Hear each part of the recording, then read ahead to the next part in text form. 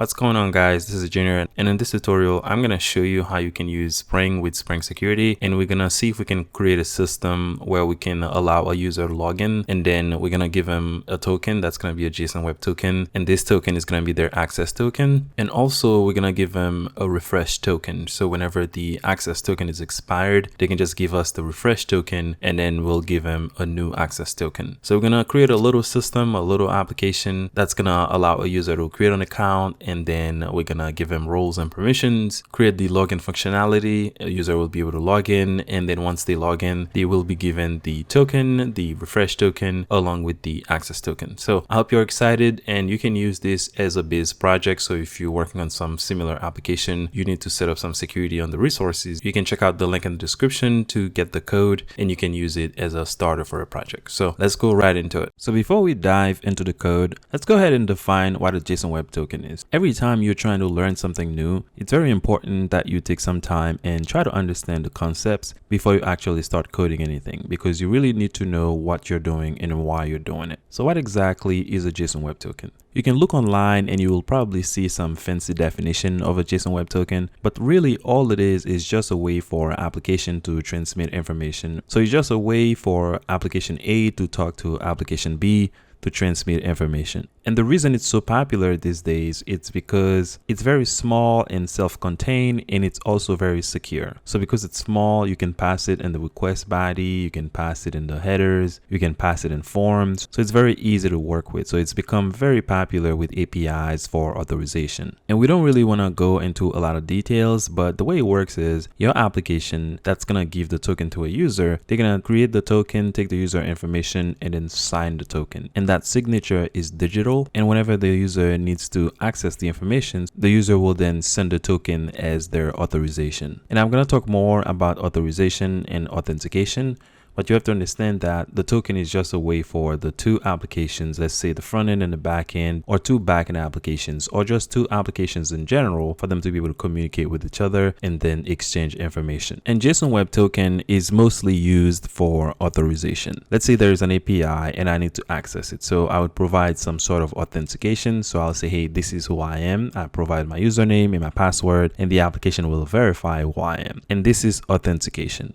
And then the application is going to give me a JSON Web Token or a token. And then the application will give me a JSON Web Token. And that token will have my information, my permissions, etc. When I need to access a resource on a server, I will send this token with the request. So if I send a request to access, let's say, a list of users, then I have to provide this token to the server or to the application that I'm trying to communicate with. And that's going to be my authorization. So whenever the request comes in, the application will take it, look at the token, verify that the token has not been tampered with, so the token is good. And then it will check the permissions on the token to see if you have access to that specific resource. And then if you do, it will give you back the resource. And a JSON Web Token has three parts. So there's the header, and in the header, typically you have two fields. So you have the algorithm, and then there's the type, which is always going to be JWT because we're working with JSON Web Token. So the type is JSON Web Token, and the algorithm is whatever algorithm that you see defined in the header. And then you have the payload. So the payload is going to contain information about the user or the entity the token is for. So let's say my name is John Doe. So this token is for me. You can see my name on it, my username. Let's say the subject, the John24 is my username, and the time it was issued,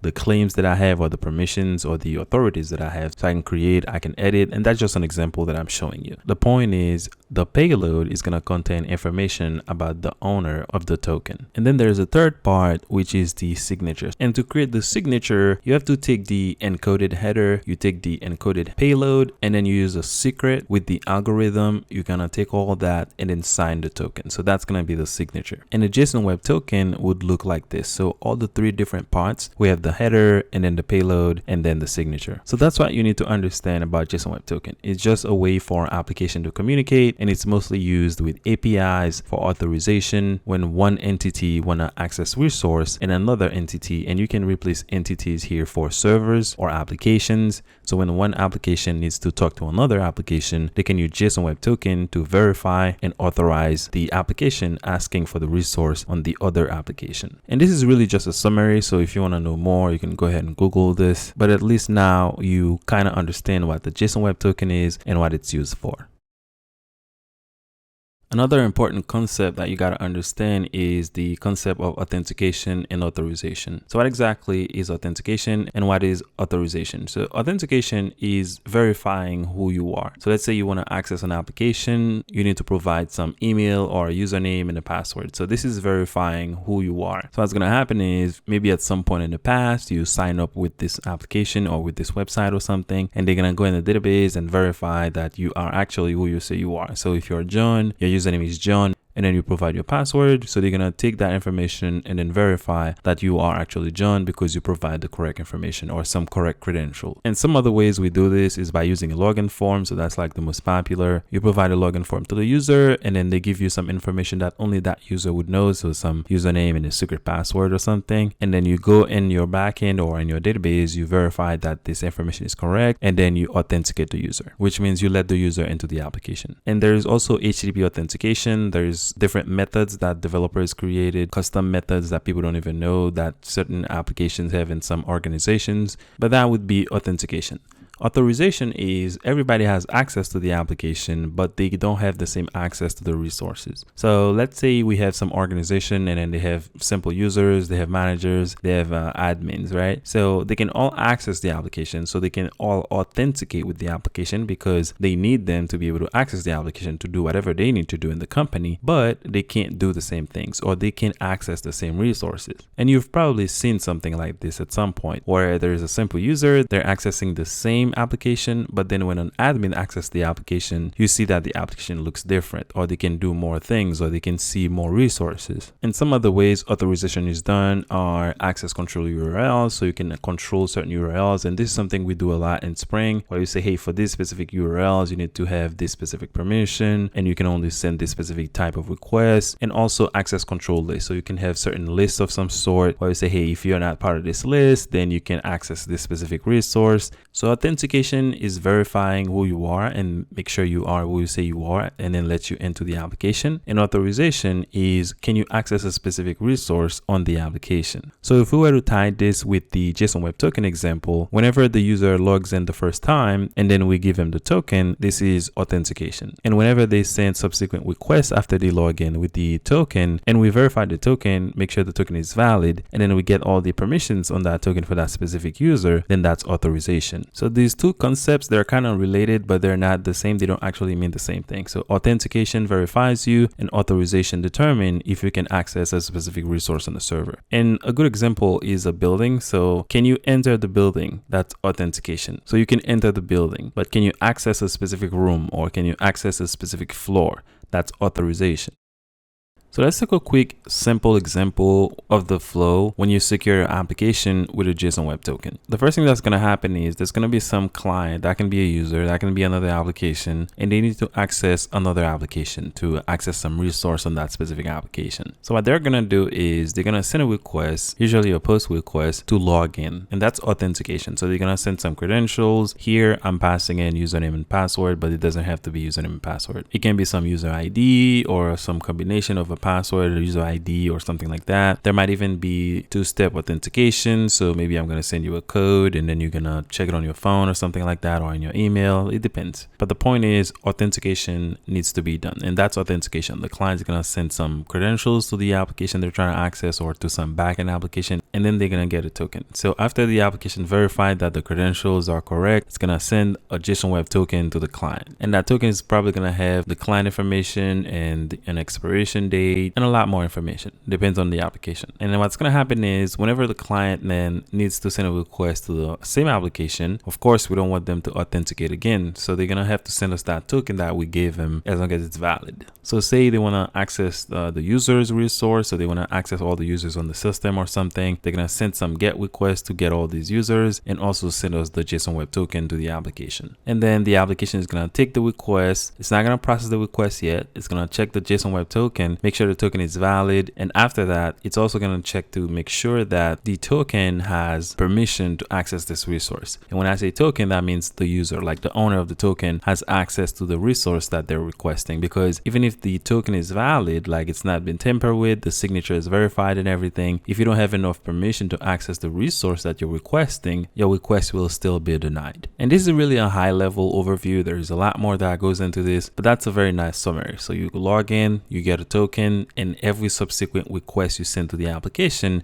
you have to also send that token so that they can verify who you are and give you authorization to the resources that you're allowed to. And then there's another thing that I didn't show on this slide, and it's the concept of refresh token. And this is another token that you usually give to the user. So whenever the actual access token is expired, they can send you that refresh token, and then you can give them a new one. And this is to like smooth the user experience so that you don't keep asking the user to log in if the expiration date on the actual token, so the access token, is not a long period of time. So instead of asking the user to log in again, you say, hey, give me the refresh token, which you can give a longer expiration period. And then as long as that token is also good, so you validate that refresh token, then you can give them a new access token. And you're gonna see how I'm gonna give you an implementation of this in just a minute. So I hope that makes sense. And if you guys have any questions, you can reach out to me, in a comment or something like that. You can let me know, and then I can try to help you. But for right now, let's go ahead and dive into the code.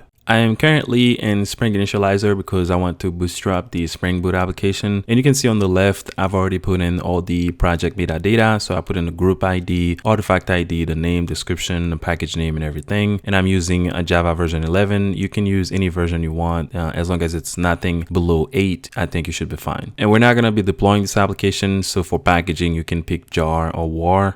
War is kind of like old. I would usually stick with jar, but you can pick whatever you want. Depends on where you're going to deploy the application. And then on the right, I have all of the dependencies that I'm going to be using. First one being the Spring Data JPA, and then I have the driver for my SQL, and then we have the web dependency because this is going to be an API that's going to be exposed on the web, so that's why we need this dependency. And then I have Spring Security. Of course, we need to bring in the Spring Security dependency because we're going to need it. And then I have DevTools so that I don't have to rerun the application every time. As long as I save, then it's going to rerun by itself. And then last, I have Lombok. And if you look in the bottom left corner, you already see that I have the zip file already downloaded, but I just wanted to show you what I have in terms of dependencies and project metadata. So I'm going to go ahead and open the application in IntelliJ. You can use any IDE you want, but I'm going to be using IntelliJ. I have the application open in IntelliJ, and I'm just going to navigate to the main class, expand everything, and here is the main application class. So we have the typical Spring Boot application. So whenever you're designing an application, the first thing you have to do is to think about the design. So you need to know what you want to build and how you want to build it, because there are many different ways you can build the same thing, right? You can come up with different designs, different ideas, and the list goes on. And this is something that you really have to understand when you're doing really anything in life. Before you start doing it, you need to have some kind of a plan that you can actually visualize and think about your application in the way that you want it to be in the real world. Now, there's all kinds of fancy tools that you can use that can help you to do that. We're not going to be doing all that in this tutorial, but I'm going to go ahead and show you a diagram of the two main domains of the application. So the user, which is the domain that we're going to be managing, and the role for that user that we're also going to be managing. So if I minimize this real quick, and you can see that I have the user on the left and then I have the role on the right. Now, the user doesn't really have a lot of information in it, and that's usually not the case in production or in real world application, because we would probably need to have more information about the user than just the username and the password and the roles. There's nothing really business related, so we're just sticking to the technical aspect of this. So I give the user an ID, a name, a username, and a password, and the role. So pretty much everything we're gonna need for Spring Security to work. And then on the right, I have the role, which has an ID, and a name, which is gonna be the name of the role. And then we have getters and setters for our methods. So this is gonna be pretty simple, and that's what we're gonna be doing in the application. So let's go back to the application, and I'm gonna create a new package, and I'm just gonna call it domain. So new package, and this package, I'm just gonna call it domain, right? So this is where I'm gonna have the user and the role, because those are like domains or models. You could have also named this model. and I'm gonna create the first class, which is gonna be the user class. So I'm gonna go ahead and say user and press enter. Now there's one thing I have to mention with this user class that I just created. Spring Security has a user as well, like a class or an interface. I don't remember exactly if it's a class or an interface, but for Spring Security, there is a user in Spring Security. So if you name your user in your application user, then be very careful when you're importing so that you can import the right user. So what you would typically see is developers would name this user app user so that they can differentiate it from the Spring Security user or some other libraries user. But in my case, I'm going to be careful whenever I'm importing a user, so I don't have to worry too much about that. And this is kind of important because sometimes you have very large applications and you have all kinds of developers. Let's say, for instance, you have some application and it's for a company. So they're going to, fire people are going to leave and new developers are going to come. Developers are going to retire and things like that. So sometimes you want to be very clear in what you're doing with the code because you have to think ahead. So this is very important. Remember that you might want to rename this to something more specific to your application because there's a lot of libraries out there and they already have a class named user, and that can even create conflict. So just keep that in mind. So that's the user, and I'm going to go ahead and create the role as well. So I'm going to go here and say role, pretty simple. And it's also going to be a class, and then I'm just going to press enter. So now we have the role and we have the user. So let's fill in some of the information. So if you guys remember, the first thing we had was the ID of the user. So I can go ahead and say private, and that's going to be of type long, and then say ID. And we need this ID because we're going to map it as the primary key in the database with Spring Data.jpa. And then we had the name of the user. So that's going to be of type string, and that's just the name, and also the username. So I'm going to do another private field. It's also going to be a string, and that's the username. So the username can be, let's say, John123, anything with your name or any random username that you have, but it can also be an email. So sometimes I have students asking me, hey, I want to use the email as the username. Well, the email, at least in Java, you can represent emails as string. So the username can be a string as well. Just because I name it username and not email doesn't mean you can't use it for an email address or something, because if you were to put in an email field in there, you would probably give it a type of string. So you can use email in the back to represent the username, and then in the front end, when you have your login form, you can say provide your email address, so that they don't provide a username like John123 or something like that. And then you can have specific validation on the email to make sure that you're getting an email and not some characters or string of characters. And then the next thing I'm gonna need is the password. So let's do string, and that's just gonna be the password. So the password is gonna be represented as a string as well. And then lastly, we need to give the user the role. So we're going to do private, and that's going to be a collection. So I'm going to do collection and give it a type of role, which is the class that we just defined. So I'm going to do role, and I'm just going to call it roles. All right, gives me the suggestion. And then I want to set this or at least initialize it to a new array list. So I'm going to do new array list. So this is going to be the user. So the user is going to have an ID, a name, a password, a username, and a list of roles. Now we also need to manage this relationship with the role, and for this I'm gonna set up a many-to-many annotation, and then we need to define the fetch, because when I fetch all these users, or when I load them, I want to also load the roles of the user. So there's no time that I'm gonna load a user and I'm not gonna load the role. That's why I set this to eager, because I want to load all of the roles whenever I load the user. So that's what this means. We're gonna load a user and at the same time load all of their roles in the database. Now we need to add some annotations on this class, because we want to map this class as a table in a database, and we can use Spring Data.jpa to do that. Let's go right on top of the class, and the first one that I need to add in is entity. So we're gonna do entity, and I also need to add the add data annotation. So I'm gonna do add data. So that's coming from Lombok, and that's gonna give me getters and setters. And I need the no argument constructor. So I'm gonna do add no args constructor, also coming from Lombok, and I need the all args constructor. And Lombok is just gonna create those for me on the fly. So that's what I need at a class level. Now for the ID, I need to specify the add ID annotation. And I also need to specify how I want this ID to be generated. So I'm going to do add generated value. And then here I'm going to pass in strategy, and we can just set this to auto. And that's pretty much everything we have to do for this class. So we have the user class. We just add in everything we're going to need from a security standpoint, but you could have as many other fields as you want in this class, business related information that you want to capture with the user. So what I'm going to do, I'm just going to go ahead and copy all these annotation go into the role class and then just paste this because it's going to be the same. So we need the same information in there. So we're going to map this. We need the constructor and everything. And I also need to let's grab these two because we know we're going to have those two. And I'm just going to go on a new line and paste. So we're going to have an ID that's going to represent the ID of the role and the name of the role. So that's going to be a string, and that's going to be the name of the role. And that can be something like, role user, role admin, role manager, or something like that. And then I'm going to go ahead and copy the annotations and then paste them on this private ID as well. Okay, so now we have everything we need to, map these two classes as table in a database, and we're going to set up the MySQL database in a minute. So those are the two entities that we're going to have in the actual application. So we're going to have the user. As you can see, we have all the user information, and then we're going to have the role, keeping it very simple, just an ID and then the name of the role. So I'm going to go ahead and create another package, and I'm going to call it repo, short for repository. You can name it repository if you want. I just like repo because it's shorter. And we need the user repository. So new class, and we're gonna do user repo, and this is actually going to be an interface. So I'm going to choose interface and press enter, and then I'm going to extend the JPA repository, and I'm going to tell the JPA the entity or the class that I'm going to try to manage with this repository.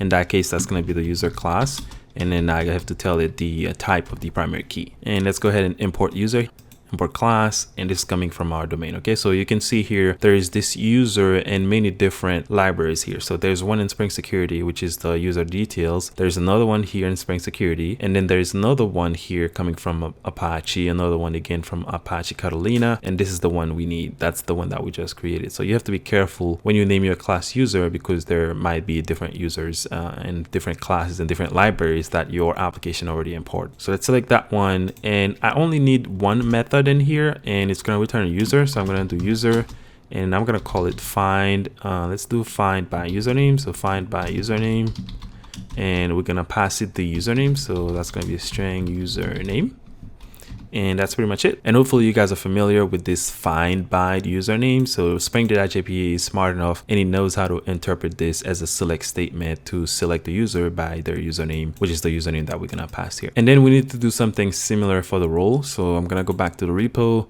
new class, that's gonna be the role repo, and also an interface. I'm just gonna copy all this and then paste it here. And I just need to change this to the role because we're managing the role. So select the role, and then I'm going to change this to find by name because we have this name field in the role class.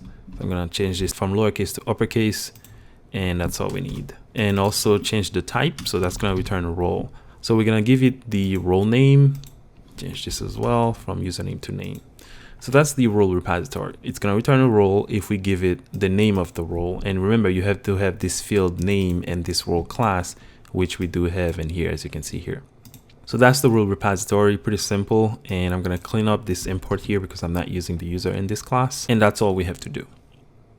What I want to do next is to create a service. So let's go ahead and create a service. First, I need to create the package. So that's going to be the service package. And inside of this package, we need to create a class. It's actually going to be an interface. So let's say user service. So in here, we're going to define all of the methods that we need to have in the application so that we can manage the users. So I'm going to go down here and say, I need a method that can save a user. So save user, and it's going to return a user. And I need to accept the user information. So I'm going to say user. So whenever I call this method, I'm gonna save the user in the database. And let's go ahead and import this. Import coming from our domain. Next one that I need is to be able to save a role, and that's gonna return the role back to me. So the return type is gonna be the role, and I'm gonna call it save role.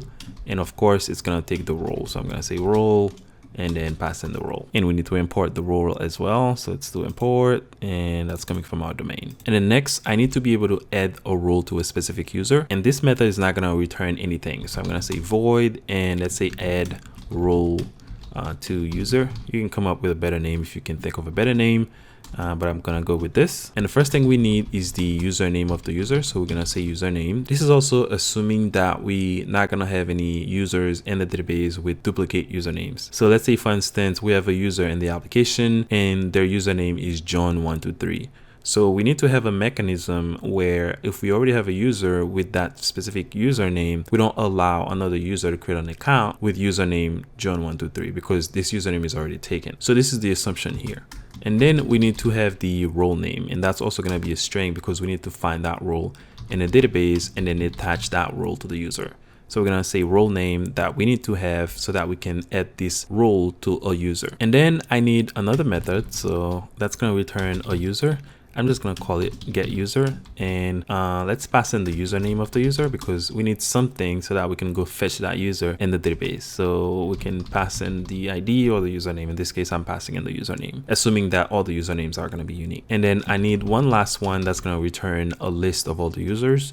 So I'm going to say user, that's the type of the list, and I'm going to name it get users, and it's not going to take any parameters. And there's one thing I also need to mention here. So whenever you have these kind of methods, so get all users or get all roles or something like that, in the real world application, you probably wouldn't have that because this is going to try to load everything that you have in your database. In the real world, you would usually return a page to a user. And the reason for this is because you don't want the system to try to load all of the users that you have in a database because they're not even going to be able to see, let's say, 50,000 users on the screen. It's just very inefficient and it's going to put a lot of stress on your backend, so you don't want to do that. So usually when you have methods that are going to return like a list of something, you want to return a page. So if there is a request to see all the users in the applications, let's say you have 50,000 users, you're not going to try to retrieve 50,000 users. You say, hey, give me the first 10 users, and that's going to be page 1. And you can say if you want to see page 2, then maybe you can send me another request requesting page 2, and I can send you the next 10 users. And you can really set that number to whatever works for your application. So you can send the first 30 or the first 25 or the first 100. It really depends. But the point is, you don't want to load, let's say, 50 million users for something like get users, because that's just going to make your application perform very poorly. So now that we have everything we need for the service, so this service, we're going to inject it in our controller so that we can manage the users whenever requests are coming in. But we need to have implementations of this service because right now we're not really doing anything. We're just defining what we want to do, and anybody can create an implementation for this. So in the same service package, I'm going to go ahead and create a new class. And I'm going to call it user service implementation. And then I want to implement the user service. So I'm going to say implements user service. And then I'm going to go ahead and define all the methods that I need to override or implement. And I'm going to select all of these and then press enter. So the first thing I want to do is to bring the repositories. So I'm going to say private, and let's say final user repo.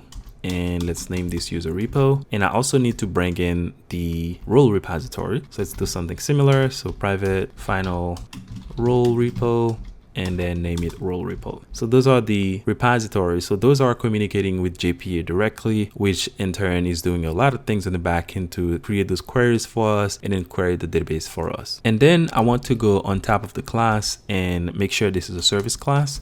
So I'm going to go down here and then put the service annotation. So I'm going to say service, and that's coming from Spring. And I need the required arg constructor, which will come from Lombok. And I'm going to explain what this is. So it's the required argument constructor because we have all of these fields defined and we need to inject them in this class. So once we have this required args constructor, what Lombok is going to do is it's going to create a constructor and then make sure all of these arguments are passed into this constructor. And that's how we're going to do our dependency injection. And then I need everything in this class to be transactional. So I'm going to do add transactional. And then there's one last annotation that I need, and that's for log. So I'm going to do add slf for j. Okay, so I'm going to be logging things out as we're using this class so that we can see what's going on in the log. So at this point, we can start filling out those methods. So for the save, I'm going to call the user repo. So that's going to be user repo. And we're just going to call the save, and then pass in the user that we're trying to save. And that's all we have to do here. Let's go down to the save role. We're going to do something similar. So we're going to call the role repository and then call the save method and then pass in the role. And that's going to save the role. And then for add role to user, first thing we need to do is we need to find the user by the username. So I'm going to say user, call it user, and then call the user repo. So I'm going to set this equal to the user repository. So user repo, and then find by username and then pass in the username. So that's pretty straightforward. Once we have the user, we also need to get the role. So I'm going to say role, and I'm just going to name it role, set it equal to the role repo. So I'm going to say role repository, and then find by name, and then we're going to pass in the role name. And at this point, we have both the user and the role. So now what I can do is I can just say, take that user, get the roles of that user, and then add this role in addition to everything else that the user already has. So if the user had some role before, we're just going to add one more to the roles of the user. And then here I can just pass in the role. And once this method is done executing, because we have the transactional annotation, as you can see here, it's just going to go ahead and save everything in a database. So I don't have to call the user repository and then save anything again. And that's all we have to do for add role to user. And also another thing I want to mention here is this application is really simple. If you are building something for real, like for the real world that's going to be deployed and everything,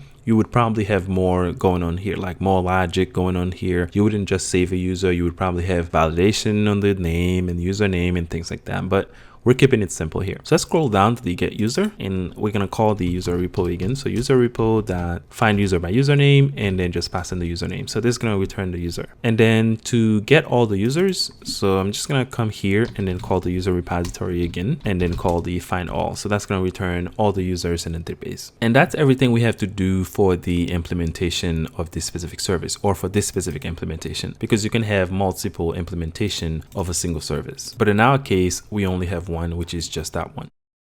And I noticed that I'm not using the log yet. So let's go ahead and put in some logs so that we can see what's going on whenever we're using this method. So let's say log, and let's just say saving user, let's say new user to the database, and we need to pass in info here. So I'm gonna go ahead and copy this and then paste it down. And I'm gonna say saving new role to the database, and we can log like the role name. So I can do something like this. I can put open and close curly braces, and then I pass in, let's say, the role name. So I can go here and say role that get name or something, so that we can see the role name. And let's do the same here, just so we can see exactly what's being saved. And then I'm gonna say user that, let's say, get name or something. And then we're gonna do something similar with the add role to user. So let's copy this and let's go down and paste it. What I want to say is, I want to say something like adding a role, and then pass in the role name, and say to user, and then pass in the username. And then I can just plug this in. So here I'm just gonna say the first one is gonna be the role name. So I'm gonna say role name and then username. And then I'm gonna copy this one more time, scroll up a little bit and paste it down here. In this case, I only have the name. Oops. So I want to say something like fetching. So let's say fetching user, and then pass in the username, and we don't need all of that. And then lastly, copy this one more time, go down here, and I'm just gonna say fetching all users. So here I'm gonna say fetching all users, and that's all we have to do. So that way, whenever we're calling these methods and, from our controller through our service and everything, we can look in the log and see those methods being called. So now at this point, we can create a controller. We can inject the service in this controller. So the service that's being implemented by this class, we're going to inject it in our controller, and then we're going to put the MySQL configuration and then run the application and check it out in the browser. So I'm going to go into the main package again and then create a new package, and I'm going to call this package API. So this is going to be the API package, and then in there I want to create the user resource. So here I'm going to say user resource or controller, whatever you want to call it.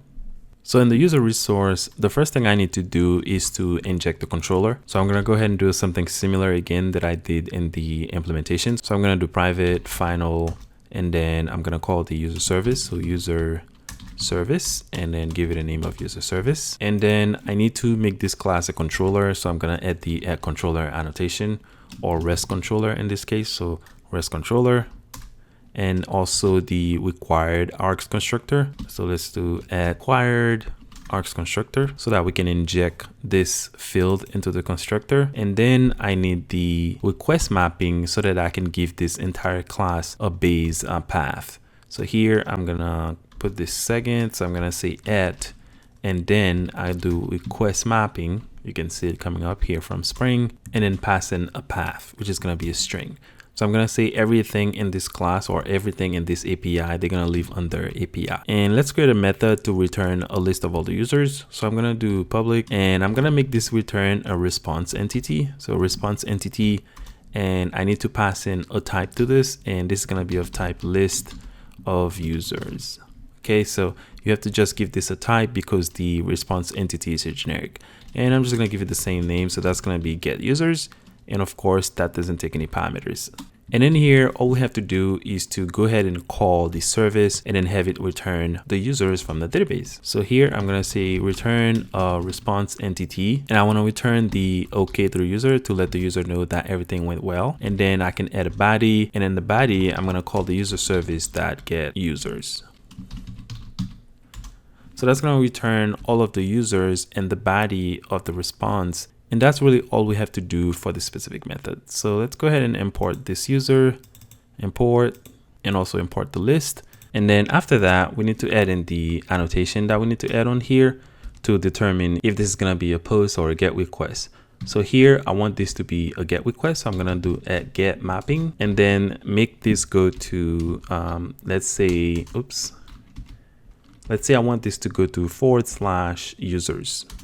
So /users. So if we want to access this endpoint, we're going to have to go to whatever the base URL is. So localhost 8080 in this case, and then go to /API and then /users. And if we do that, we should have a list of a bunch of users and the response. So now the only thing we have to do so that we can run the application is to put in the configuration for MySQL. And I already have MySQL installed. So whatever database that you have, let's say you have Postgre or whatever the case might be, as long as it's a relational database, you should be good to go. The only thing is you just have to know how to put in the configuration for it. I have MySQL installed and I've had it for a long time, so I usually just use it. So let's go into the resource and go into the application.properties file, and you can see I already put in the properties that I need to put in. The database that I have running on my local host is a MySQL database, so you can see I have the JWT, MySQL, /my localhost, the port, and the name of the application that I'm going to be using. And then I pass in my username and my password, and you wouldn't use your root password, but in this case, since this is a demo, so that's the problem, and it's only going to be on my computer, so there's no vulnerability here. And then I set the DDL to create, so every time we run the application, it's going to crash everything and then rebuild all the tables and everything again. And I'm showing all the SQL queries in the log. So that's what this show SQL true is doing. And then I specify the dialect of MySQL. So that's kind of like the version of MySQL that you have installed. And I have version 8. So I pass in MySQL 8 dialect, and then I pass in a format for the SQL. So the SQL format is to format the SQL log in the log so that we can read them more easily. So I'm going to go ahead and close this, and again, you can check out the source code in the description. If you need to grab this, you can just go ahead and copy and paste it, and let's go ahead and run the application. So I'm going to go ahead and click on this green arrow and wait for the application to come up. So the application just came up. You can see here we have the password that was generated by Spring Security, and you can see the logs are here. We can see that the tables were created, and you can see everything is here. So we have, it's creating the role table, user table. So we're good to go. We didn't get any errors or anything like that. So let's go ahead and open the browser or Postman. In this case, I'm going to use the browser and see if we can hit API. So API /users. And again, we're running on localhost port 8080 because we didn't change that. So let's go ahead and open the browser and go to localhost 8080. And we need to go to /API /users and see what happens. Let's click enter. So I'm presented with the login from Spring. So that's the default login form that you get when you don't specify anything in the security configuration, and we don't have a configuration yet. So let's see if we can actually see anything. If I go ahead and grab this password, so I'm gonna copy it and see if I can use the default user and then pass in this password, click sign in. And if I zoom in a little bit, you can see we have this empty list here. So that means that we were able to access the API and we get an empty list back or an empty array because we didn't have any users. So everything seems to be working perfectly. Let's go back to the controller. So let's open the application. And I'm gonna minimize this for now. Let's go ahead and create the other functionalities that we want to have in this application. So we want to be able to save a user, save a role, add a role to a user, etc. So let's go ahead and copy this method here and then paste it down. So I'm gonna go ahead and paste it. And this is gonna be the method to save a user. So I'm gonna change this from a get to a post, because whenever you're trying to create resource on a server, you want to send a post request. And I want this to go to /user and then /save. Okay, so it's gonna go under API /user /save. And this is gonna return a response entity that's gonna have a user inside of the body. And we're gonna call this save user. So save user, and I have a typo here. So save user, and then we need to get the user as a request body.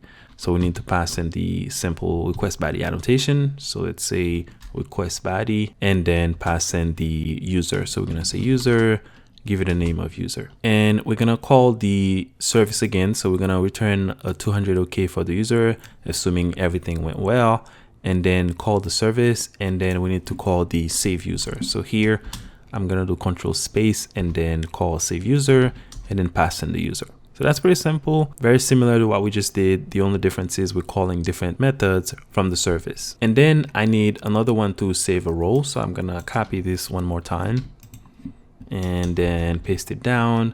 And I want this to go to role and then save. Okay, so we're gonna go from API /role /save. And this is gonna return a response entity that's gonna have a role inside of it. And then let's call this save role. Makes sense, right? We're saving a role. And then here we're gonna say this is gonna be of type role and name it role as well, for the variable. And then let's call the save role from the service. So we're gonna say save, and you can see the save role coming up, and I'm just gonna pass in the role. So almost the same thing, it's only the entity that is different, and we're also returning a 200 OK. And now that I'm thinking about it, this is actually supposed to be a 201. So that should be actually created. So we're gonna say created. So the created takes a URI and we have to pass in this URI. So I'm gonna put in null for now and then see if I can create a specific URI so that I can pass it in here. So instead of sending a 200, which is a 200 OK, it's more precise to send a 201, which means something was created on the server, a resource was created on the server, because that's what these methods are doing. So here I'm gonna say, let's say URI and call this URI, and we're gonna call the create on the URI. So I'm gonna say URI.create, and then I can pass in a string here or anything that I want. But what I usually like to do is to get the server path. So I'm gonna say server, so let's say servlet URI, and yeah, I want the builder, and then I want the from current, so it's the from current context path. So that's gonna give me the localhost 8080, and then I can pass in another path here. So here I can say this is gonna go to /API /user /save, and then turn this into a URI string. So I'm gonna do that to URI string. So now I have the URI that I can pass it in, and what Spring is gonna do is it's gonna take this and place it in one of the headers. So I'm gonna replace this null and pass in the URI. And oops, I missed the equal sign here because I'm setting this variable. And then I'm gonna do something similar for the save role, because we're saving a role. So that's 200 is fine, but it's better to be more precise. So that's gonna be a created, and I'm gonna change this to a created, and then pass in the same URI. So here, pass in the URI and make this go to role and then save. So role, save. All right, so that we can have everything the way that we want it. And then the last method that I want to have is the one to add a role to a specific user. So I'm gonna copy this one more time and then go down, paste it, and I want this to go to, let's say, add to user. You can come up with a better name for this. And this is not gonna return anything, so I'm gonna pass in a question mark here. We can make it return whatever we want, even though the service call is gonna return void. And we need to get the username and the role name so that we can give it to the service. So there's a method in the service. If I do control space here, add role to user, as you can see, it's expecting the username and the role name. So we need some way to get the username and the role name from the request and then pass those in to the service. So I want to still use the request body because it's more convenient. I can just send some JSON object. So I'm going to go down and say class, and this is going to be role to user form, and then open and close curly braces. Remember, we need the username and we need the role name. So I'm going to do private. That's going to be a string, and I'm going to name it username. And then I need another field. So that's going to be private string, and that's going to be the role name. So I'm going to say role name.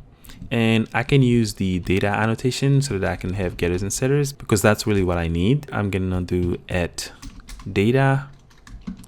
So the data annotation from Lombok, and then place it on this class. So now I can take this class and pass it in here, and then let's just call it form. Okay, so that's going to be the form, and I'm going to change the name of this method. I'm going to name it add role to user, because that's what it's doing. And we will not be needing the URI, so I'm going to go ahead and remove that. And this time we're sending a 200, so I'm going to change this to an OK and remove the URI in here.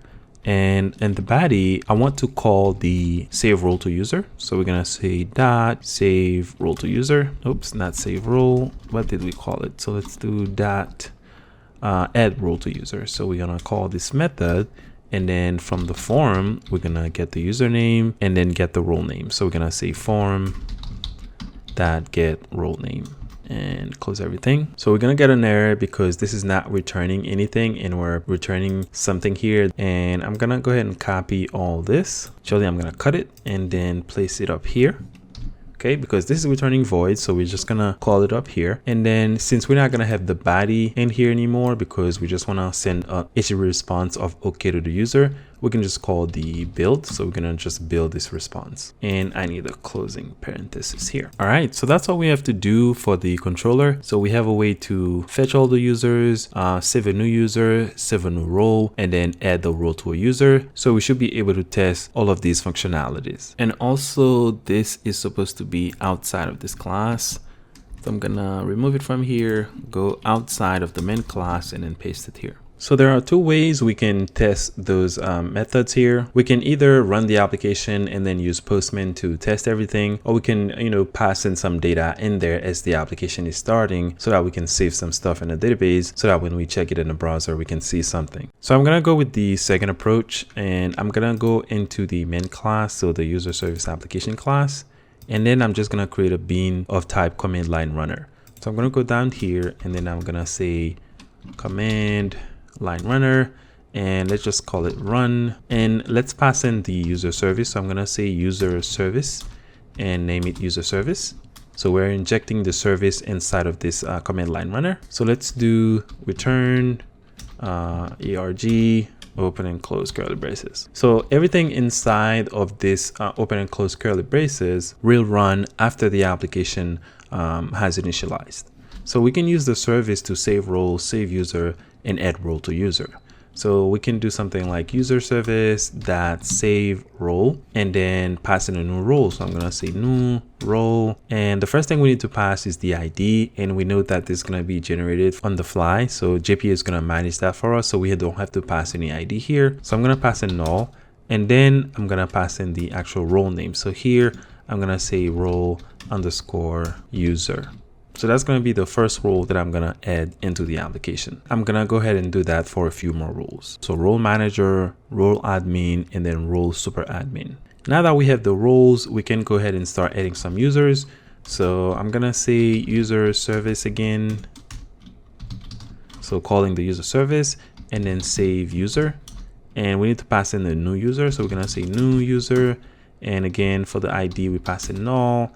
And we need the name, so the name is going to be a string. Let's say John Travolta, and we need to pass in the username, so We're gonna say the username is John. We need to pass in the password. In this case, I'm just gonna pass in the string 1234. And then for the roles, I'm just gonna pass in a new array list. So that's just gonna be an empty list. So I'm gonna go ahead and add in a few more users. I'm not gonna sit here and type it all out and bore you out. So I'm just gonna type it in and then come back. So I added a few more users. So we have Will Smith, Jim Carrey, and Arnold Schwarzenegger. So now what we have to do is to add some role to user. And all we have to do is to call the service, call the add role to user, and then pass the username and the role name that we want to add to the user.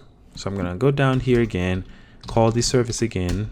So user service, and then add role to user. So I'm gonna pass in the username. So here I'm gonna say John, and then the role that I want to add. So let's say I want to add in the role user. I just have to copy this role and then paste it here. And I'm gonna go ahead and add in a few more roles to users. And that's what we have to do for all the users so that we can add whatever roles that we want them to have. And we can do that multiple times. So if I want to add the role manager to John, I'm just gonna have another line like this and then change the role to role manager. So I'm gonna go ahead and add a few more. All right, so I've added a role for Jim, Will, Arnold. So I've give Arnold 3 roles so that we can see what someone with multiple different roles. And we can do John as well. So if I copy John here, and then go down, paste it, and change the role name. Let's say he's also a manager.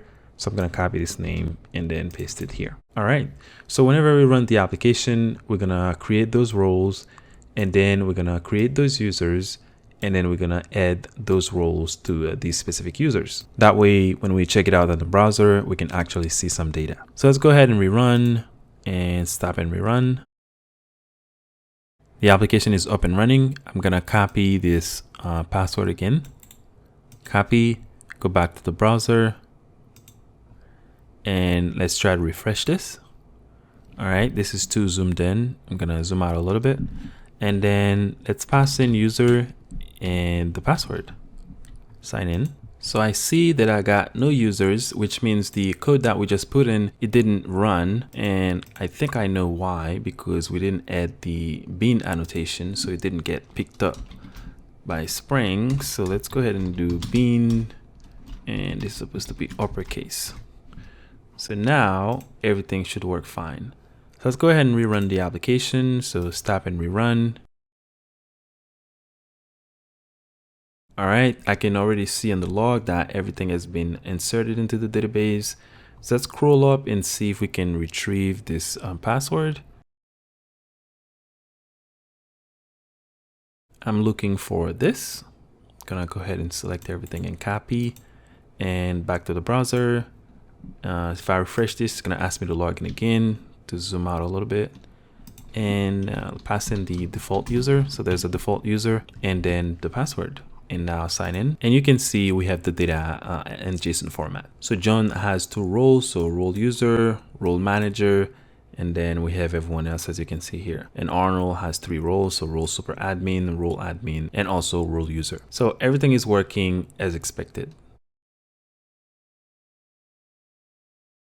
You notice that when we try to access this API/users, we were asked to provide a username and a password.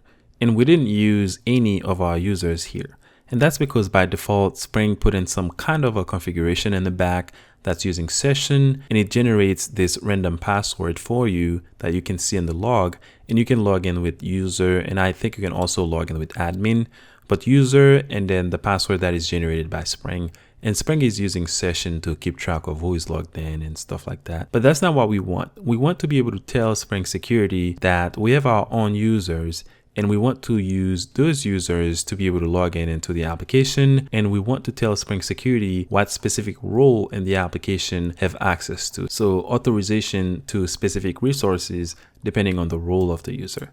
So we have to do 2 things. We have to tell Spring Security who can access the system. Those users are the users that can access the application. And then you're going to tell Spring Security that, hey, with these roles, that's what's controlling the access to specific resources. So authentication, meaning who, and then authorization, meaning what they can access in the application, and we're going to control that using the role. So someone with role user will have probably less permission or less access to resources on the application than someone with role manager or someone with role admin or something like that. And to do this, we need to customize the Spring Security a little bit. So we're going to have to put in a configuration for Spring Security where we're going to specify where the users are. So where Spring should go look for the users when someone tries to authenticate in the system, and then what permission they have, which we're managing using the roles. So let's go back to the application, and I'm going to minimize this for now.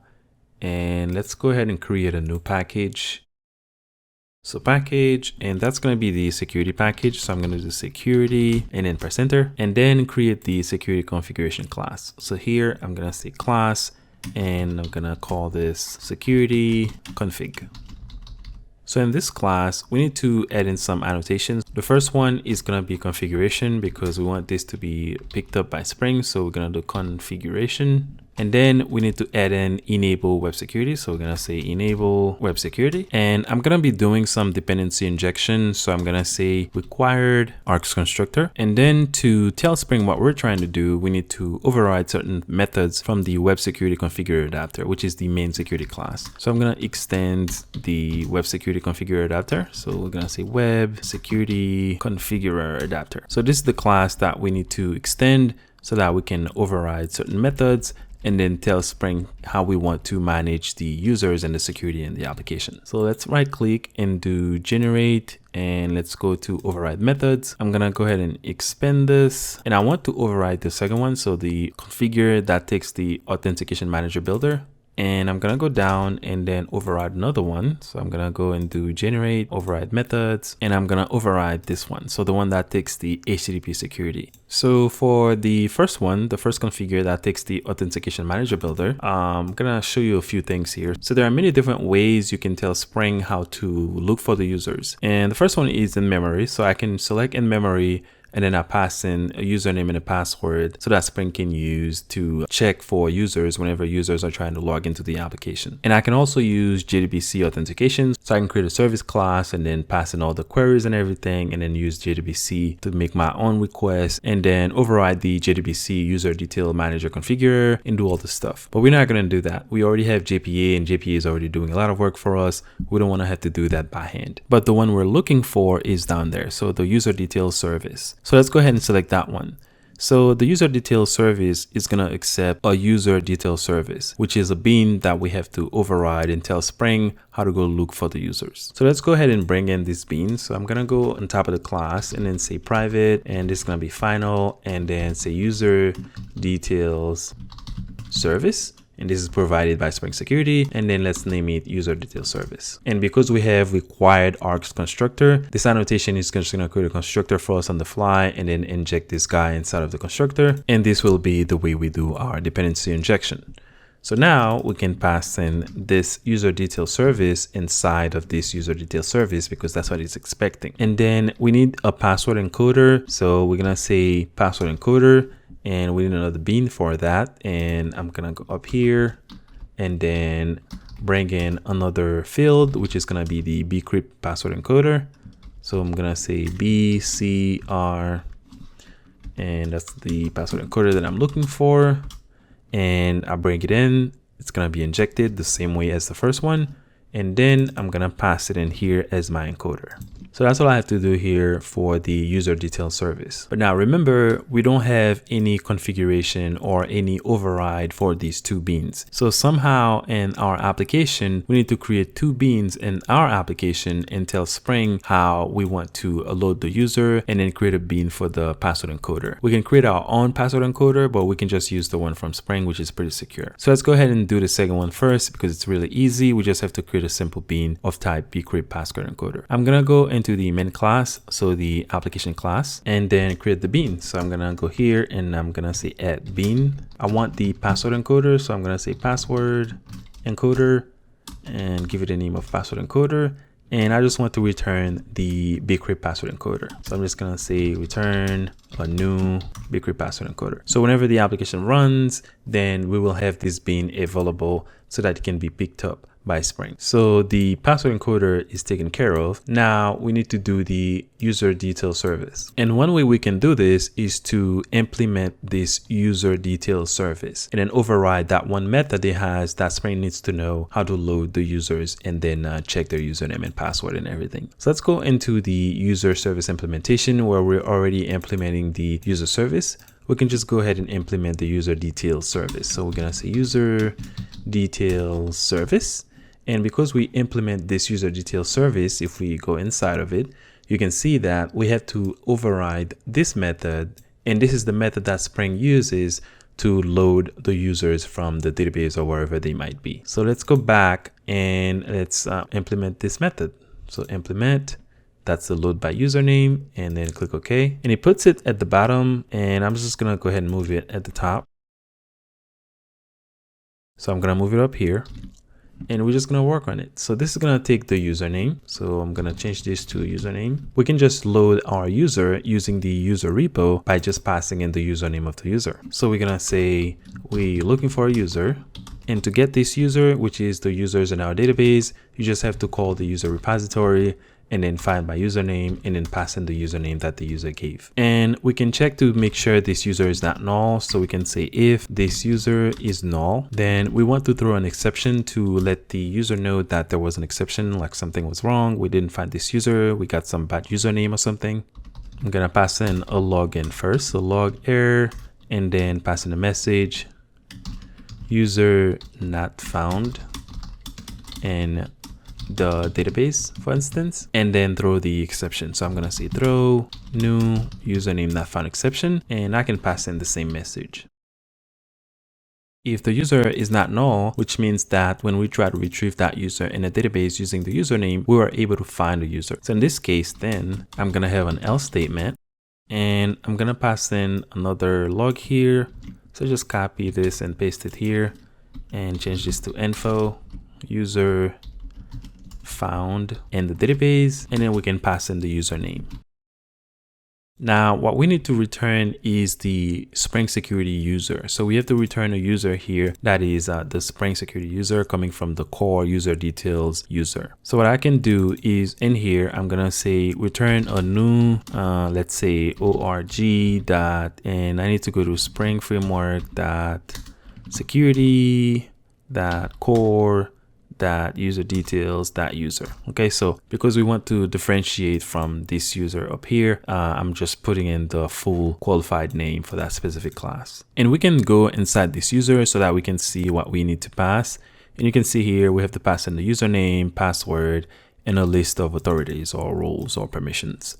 So let's go back and just do that. So here we need to get the usernames, and this is coming from our user. So we're gonna say user.get username. We need to pass in the password, so user.get password, and then we have to pass in the authorities. So I'm gonna say authorities. We have to define these authorities. So let's copy this name and go up here. Let's define a collection. So I'm gonna say collection, and I want a collection of simple granted authority. So I'm gonna say simple granted authority, and this is gonna be the authorities. Set this equal to a new array list. So I'm gonna say new array list. So I'm defining a list, and then from my user, so from the user that we found in our database, we want to get all of the roles. So I'm gonna say user get roles, and for all those roles, we're gonna loop over each one of them. So for every role, we want to add this simple granted authority inside of it as part of the role name. So here, I'm just gonna say, take the authority and then add a simple granted authority. So I'm gonna say new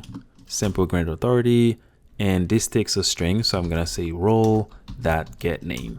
And I'm gonna put this on a new line so that you can see it better. And I need a semicolon here.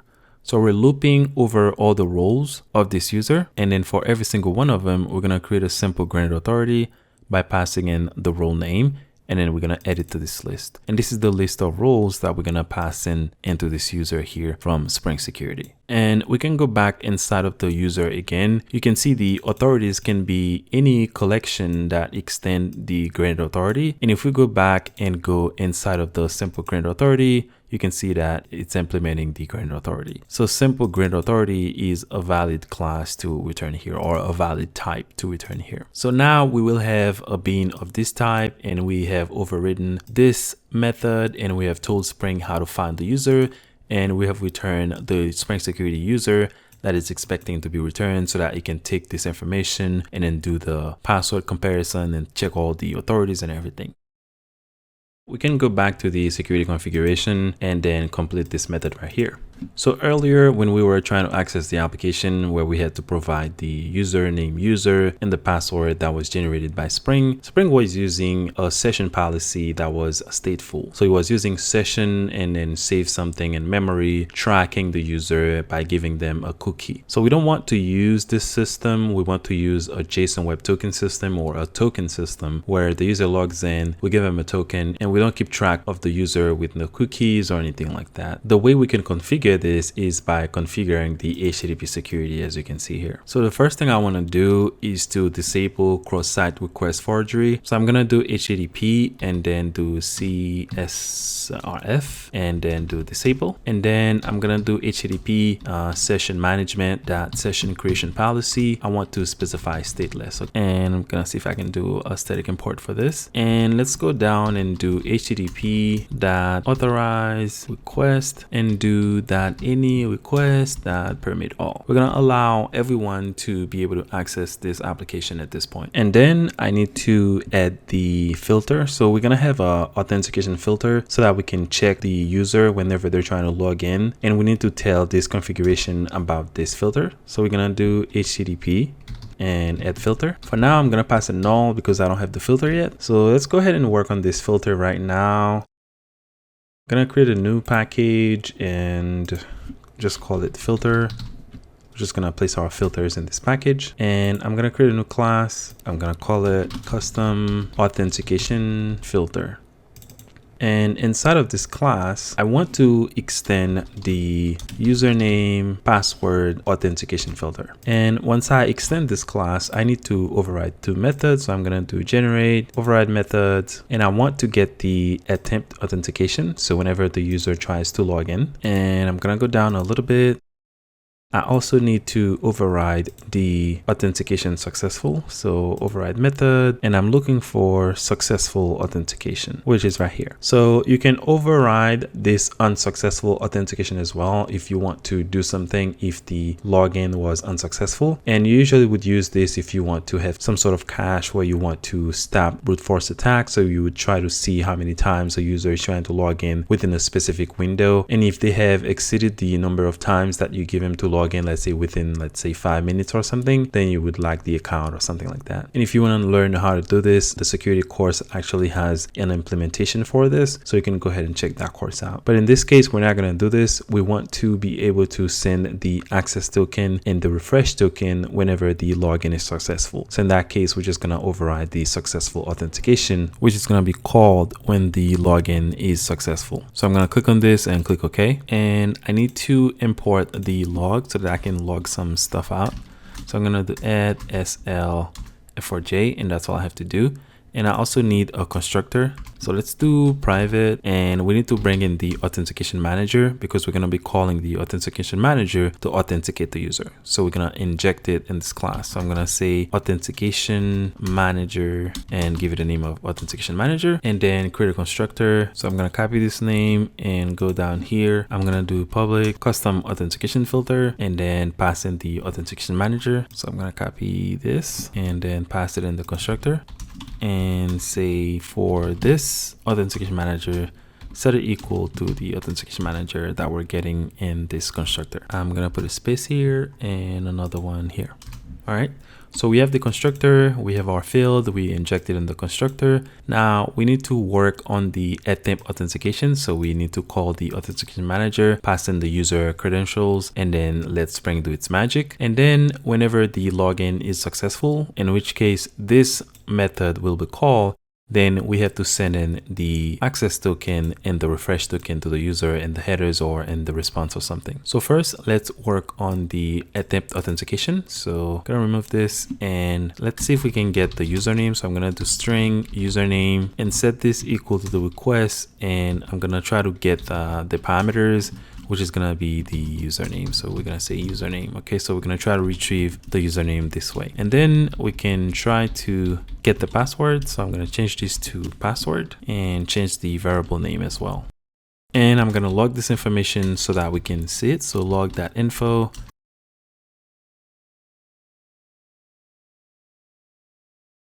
All right.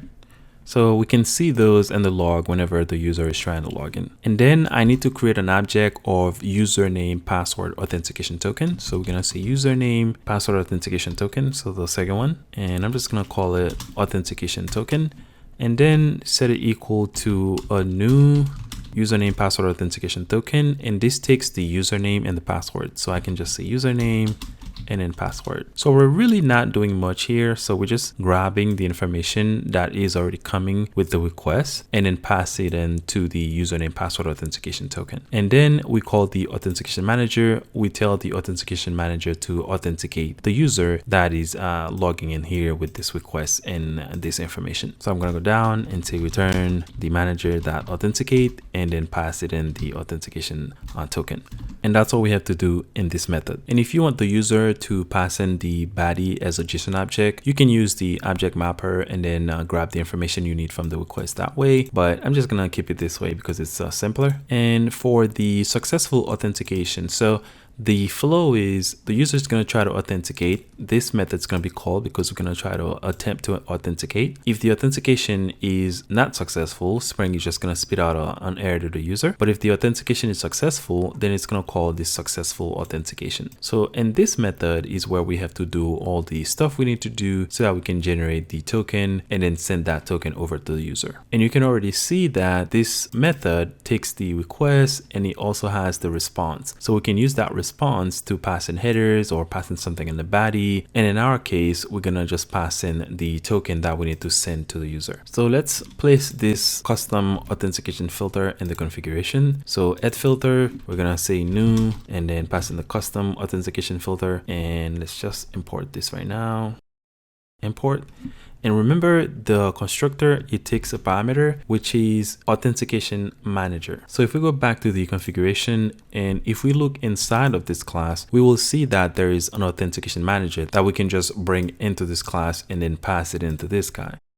We can go down and say we want a bean and we're gonna override. So override the public, we want the authentication manager. So authentication manager, and I'm just gonna call it authentication manager bin, and it throws an exception. So I'm gonna say throws exception, and we want to call the bin or the authentication manager bin from the class that we're extending. So I can just say return and then use the super keyword to refer to the class that we're expanding, so the parent class, and then call the authentication manager bin. You can see it coming up here, and that's all we have to do. Then we can pass this authentication manager bin inside of our filter because we know it's expecting an object of that type. But remember, we're not done with the custom authentication filter because we still have to give the user their token or their access token and refresh token whenever they log in successfully. What we need to do in this method is to give the user their access token and their refresh token after they have successfully logged in, because this method is called once the login is successful, which means that we need to have some sort of way to generate the token, sign the token, and then send the token over to the user. And we can do this all by ourselves, but that's a lot of work, and we probably don't want to do that ourselves. So we can use some external library to do that for us. So I'm going to go back to the browser and go over to Google, and I'm going to search for auth 0 and JSON, let's say Java JSON Web Token, and I want the Maven dependency so that we can add that Maven dependency in the POM file. And I'm just going to click on the first link here. I think that's the one that I'm looking for. And they have a version that came out in July, so this month. I'm just gonna grab it, so 3.18.1, and just gonna copy all this, go back to the application, and I want to navigate to the PUM file, and I'm just gonna place it anywhere in my list of dependencies. Get rid of this comment. All right, so we have this JSON Web Token dependency here so that we can use it to generate the token, sign the token, etc. So let's close this PUM file and go back to the configuration. You might want to refresh your PUM file. So if you're using IntelliJ, just look for the little M that's gonna appear on top of the screen here to the right, or you can just right click and then go to Maven and then go to reload project. That should import all the dependencies that you just added. So close and go back to the custom authentication filter and to this method. So what we want is to access the user that's been authenticated because we need the user information. And I'm gonna rename this variable to authentication. And let's grab this authentication. So to get the user that's been successfully logged in, we can define a user. So that's the user coming from Spring Security. So that's not the user that we define in our domain. As you can see here, it's the second one that's coming from the user details. And we're going to name it user and then set it equal to the authentication get principal. So that principal, as you can see, it's returning an object, is the user that's been successfully authenticated. And because it's returning an object, this is going to give us an error, and we just need to do a casting here. So I'm going to say cast this to a user, and that's what we have to do. Now we have access to the user, so the logged in user, we can grab information from that logged in user to create the JSON Web Token. So let's define an algorithm. So I'm going to do algorithm. You can see that this is coming from the library that we just added. So auth0 JWT.algorithms. And this is going to be our algorithm. And we want to just create a new algorithm. So I'm going to set this equal to algorithm, and I need to select the cryptography that I want. I'm going to select 256, and you can see that we have two 256. There's one that takes a string, which is the second one, and then the first one takes an array of bytes. So I can just pass in my secret here. So I can say secret and just get the byte. All right. So this is going to be the algorithm that I'm going to use to sign the JSON Web Token and the refresh token. So the access token and the refresh token that I'm going to give to the user. And you probably wouldn't do this in production. You can see I'm just creating this string here, secret. This would be something that would be saved somewhere secure, and you would probably like encrypt it. And then when you load it up, you decrypt it and then pass it in here from some utility class or something like that. But we don't have to do all this for this demo. I'm just making sure I bring these things to your attention because this is not something that you would do at all. So now that we have the algorithm, we can just create the token. So the first token we need is the access token. So we're gonna say access token and then set it equal to the JWT. So I'm gonna say JWT.create, and we need to pass in the subject. So the subject can be really any string that you want. So that can be like the user ID or the username or something unique about the user so that you can identify the user by that specific token. And in this case, I'm going to pass in the username. So I'm going to say user.getUsername because I know in my application, all the usernames are unique. My IDs are also unique, but I'm just choosing to use the username. And then I can pass in the expiration. So I can say with expires at, and that takes in a new date. So I can say new date, and let's get the system time. So I can do system that current time millis, and let's say we want to set this to 1 minute because it's a token that's going to have a very short time to leave so that they can give us the refresh token and then give them a new token.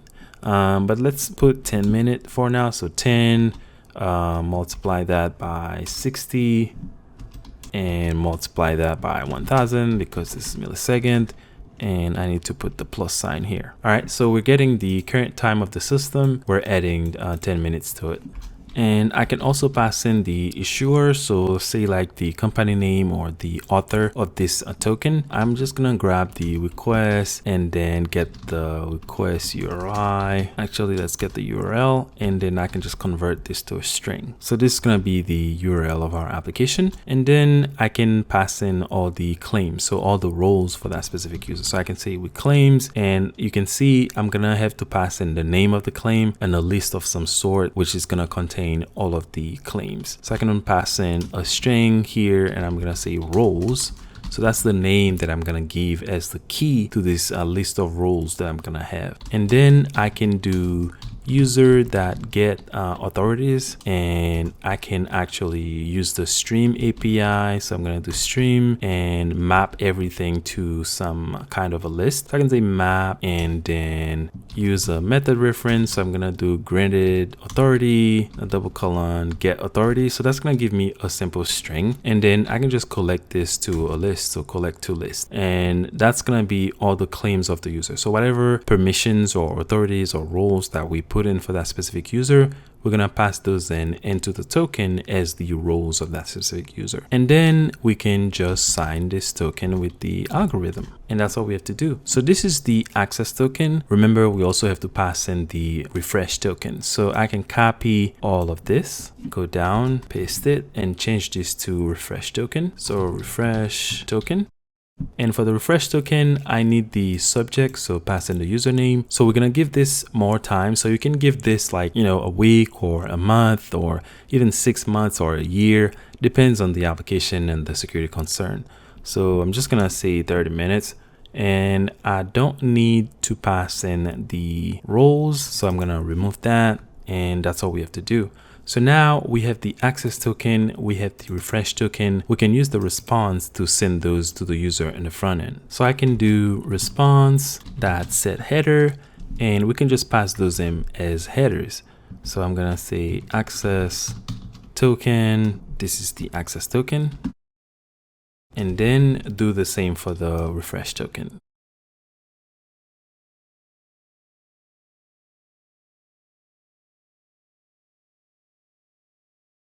So whenever the user logs in successfully, we can check the headers in the response. They should have the access token and the refresh token. There's another thing we need to do. So let's go back to the user service implementation. So because we're saving these users here, we're saving the raw passwords because we're using the password encoder. So we have to encode the user password and then save the user in the database. So let's go back to the user service implementation and let's inject the password encoder. So I'm going to go up here, add another field that's going to be private, final, and I want the password encoder. And then I'm going to scroll down, and before I save the user, I can do user that set password, so set password, and then call the password encoder that encode because we want to encode the password, and then do user that get password. So we're gonna get the password of the user, encode it, and then set it as the password of the user. So at this point, we're ready to test the login at least so that we can check the headers and make sure we can actually see the access token and the refresh token. So I'm gonna go ahead and run the application and use Postman to send the request. So I have Postman as my API client, but you can use any API client that you like. And I need to go to localhost 8080 login, and we need to pass in the username and the password. And because we're using the so if we go back for 1 second, you can see that we're using request.get parameters. So that means that we have to send our credential and the body as wwx www form encoded URL. So here I'm just gonna say I'm gonna pass in a username and say John, and then a password that's gonna be 1234. That's the password for all the users that we have in the application. And this is gonna be a post request, so change this to a post. And let me double check to make sure the application is up and running. Okay, so it looks like the application is up and running. So let's go ahead and give this a try. So send, we get the 200 OK, as you can see here. So everything went well. And if we go into the headers and scroll up a little bit, you can see we have the access token and the refresh token. So let's go ahead and copy this to make sure we have the information that we're expecting.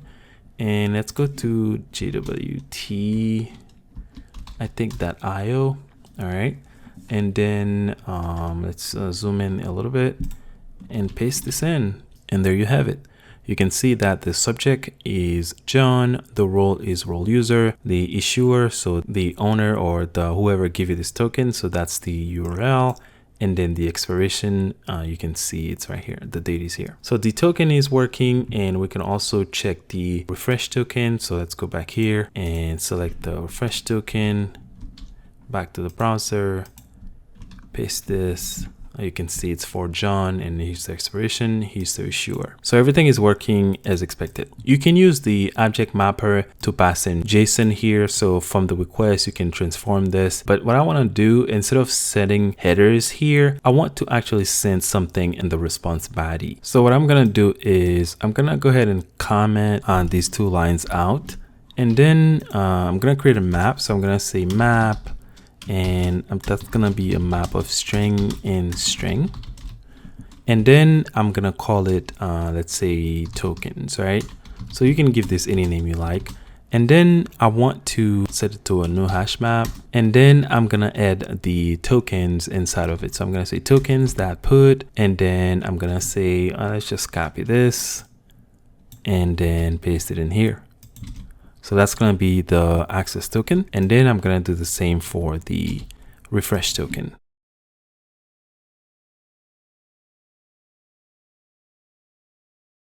So then after we do that, we need to set the content type on the response. So we're going to say response.set content type. And I want this to be JSON. So we're going to say application underscore JSON underscore value, and make sure we can import this. So more option, import, and we want to import this one. Let's make sure this is the correct one. Yep. So application/JSON, and then we can just do new object mapper and then write value, and we want the response output stream. So we're gonna say response.get output stream, and then we pass in the tokens. So that's gonna return everything in the body in a nice JSON format. So let's go ahead and refresh, rerun. I actually have DevTools and I completely forgot. So I've been rerunning the application manually. So let's go and make sure this is running. Okay. So now if we log in again, so we're gonna log in again. All right. So send the request. You can see now we have the access token and the refresh token. So let's go ahead and configure the HTTP security so that we can use those tokens to test them out to see if we can actually access resources on the server. So let's go back to the application and go to the security configuration. So at this point, it's almost like we didn't even have any security because I have permit all on this, and we really don't want to do that. So we can do HTTP and then let's say authorize request, and then pass in some int matchers, and we can say things like for a get request. So we're gonna say for a get, we can allow specific paths. So for instance, I can do something like, hey, if this is coming for /API / let's say user /*, that means everything that comes after that, then they need to have, let's say, user role. So I can do that, has authority, and then I can pass in the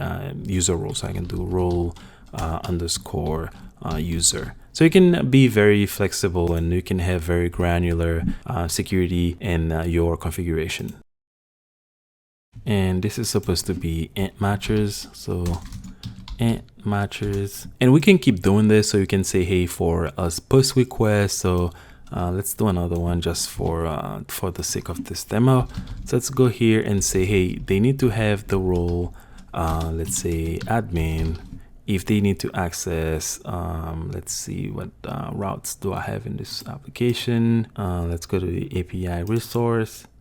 So I have API/users. So let's say user.save, right? So for saving a user, you need to have admin permission. So we can go back to the security configuration and then say API and do user, API user save / whatever comes after that.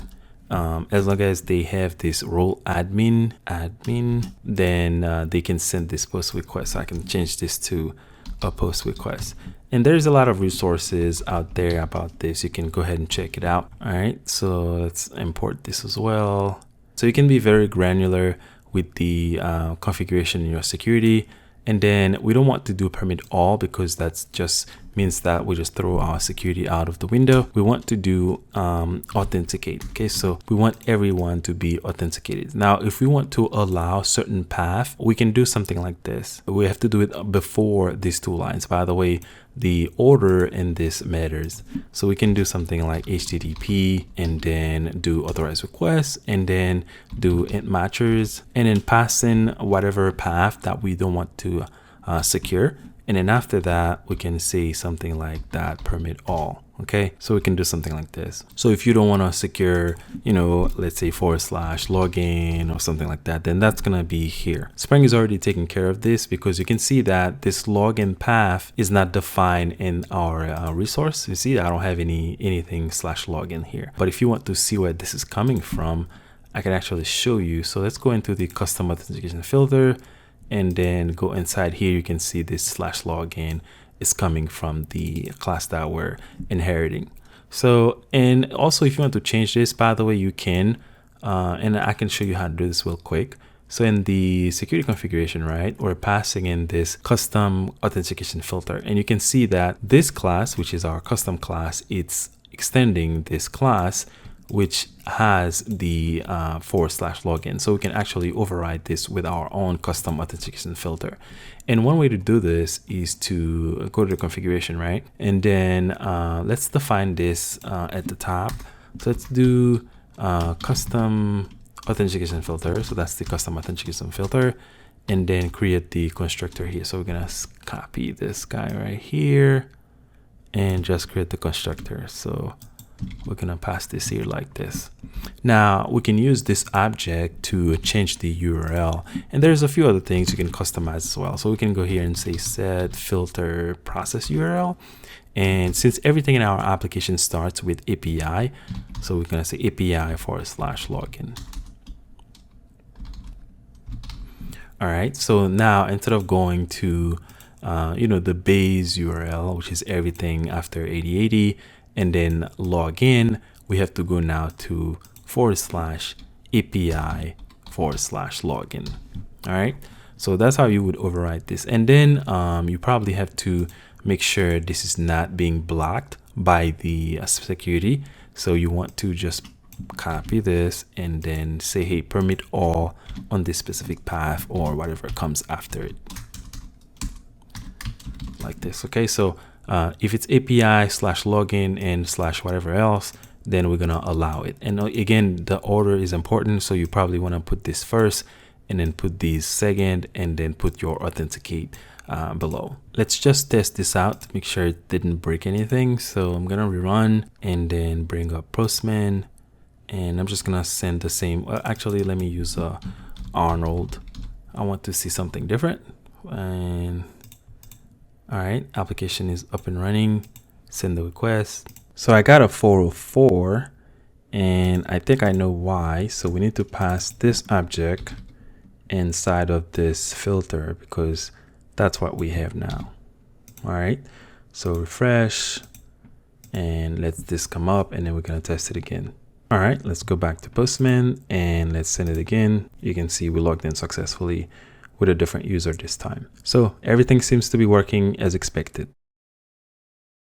What's going on, guys? Junior here, and hopefully you're enjoying this tutorial. I just want to make a quick announcement. So if you really want to take your Spring and Spring security skills to the next level and build an entire application, I have a whole course on my website, and I'm going to put a link in the description. And in this course, I cover everything that I don't cover in this tutorial. So if you want to become a full stack developer where you build the backend with Spring and Spring security, so you build your API, make sure the API is secure, and create all the backend services to serve the front-end application, then this course is for you. As you can see, if I scroll down a little bit, this course has over 200 lectures and 20+ hours of content. So I put a lot of work into this course. So if you want to support me and support this channel, the best way to do this is to go ahead and enroll in this course. And you'll not only learn things in the backend, because this tutorial is all about the backend, but you'll also learn how to build a front application with Angular that can actually communicate with the backend. And I'm going to show you a demo of this application that we're going to build in this course. But I just wanted you to know that there's a lot of things that I don't have time to cover in this tutorial that I cover in this course. So if you really want to take your knowledge to the next level, you really want to become a Spring and Spring Security expert and also work on the front as well, because we're going to build an entire front application. And I'm going to show you how you can take those roles and permissions that you give to your users and manage your front application. Because, you know, if I'm a user and I log in, the application might look different to someone who is an admin. So all these things, they're actually front end stuff that we don't actually cover in the back end. In the back end, you just set the permission, but in the front end, that's where you have to do all the access management. So there's another whole aspect of this that I didn't even mention because I'm just working on the back end. So if you really want to learn and build an entire application, see how the whole thing works together and deploy it, then this course is for you. What I want to show you next is a demo of the application that we're going to be building in this course. So after we cover all the concepts and everything, we're going to get our hands dirty and we're going to build the application. So I'm going to show you a demo of the application, and you can check out the link in the description for my website. You can go ahead and enroll in the course. Otherwise, you can just keep watching. That's no problem. This content is free and I created it for you. And then after I show you the demo, we're going to continue with the tutorial.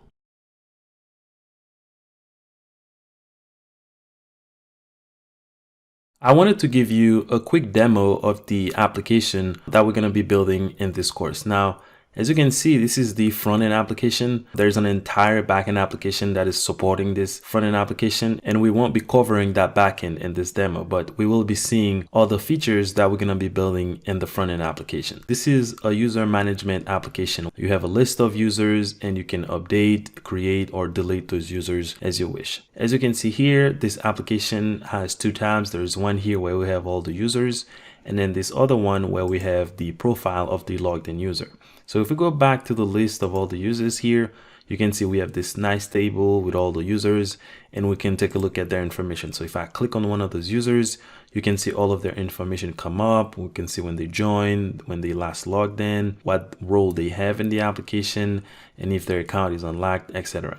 So you can also see that we can also edit those users. So if I click here, I can actually edit these users. However, I can't edit the role. You can see the role is locked. Okay, if I click on it, nothing happened. Now, the reason this user doesn't have access to do this, it's because of the role of this user. So if we go back real quick and check out the profile of this user called Beth, you can see down here, Beth is the manager. And to the right over here, you can see that for this role, she can only read and update users' information. And that explains why when we go back to the list of all the users, we don't see a button to add a new user or delete a user, because she's not allowed to take those actions in the application. She can actually update, like if I go here, I can actually update this user here. If this user is inactive, I can go ahead and make that user active, and I can even change their name to John. Okay, so I can change the name, save.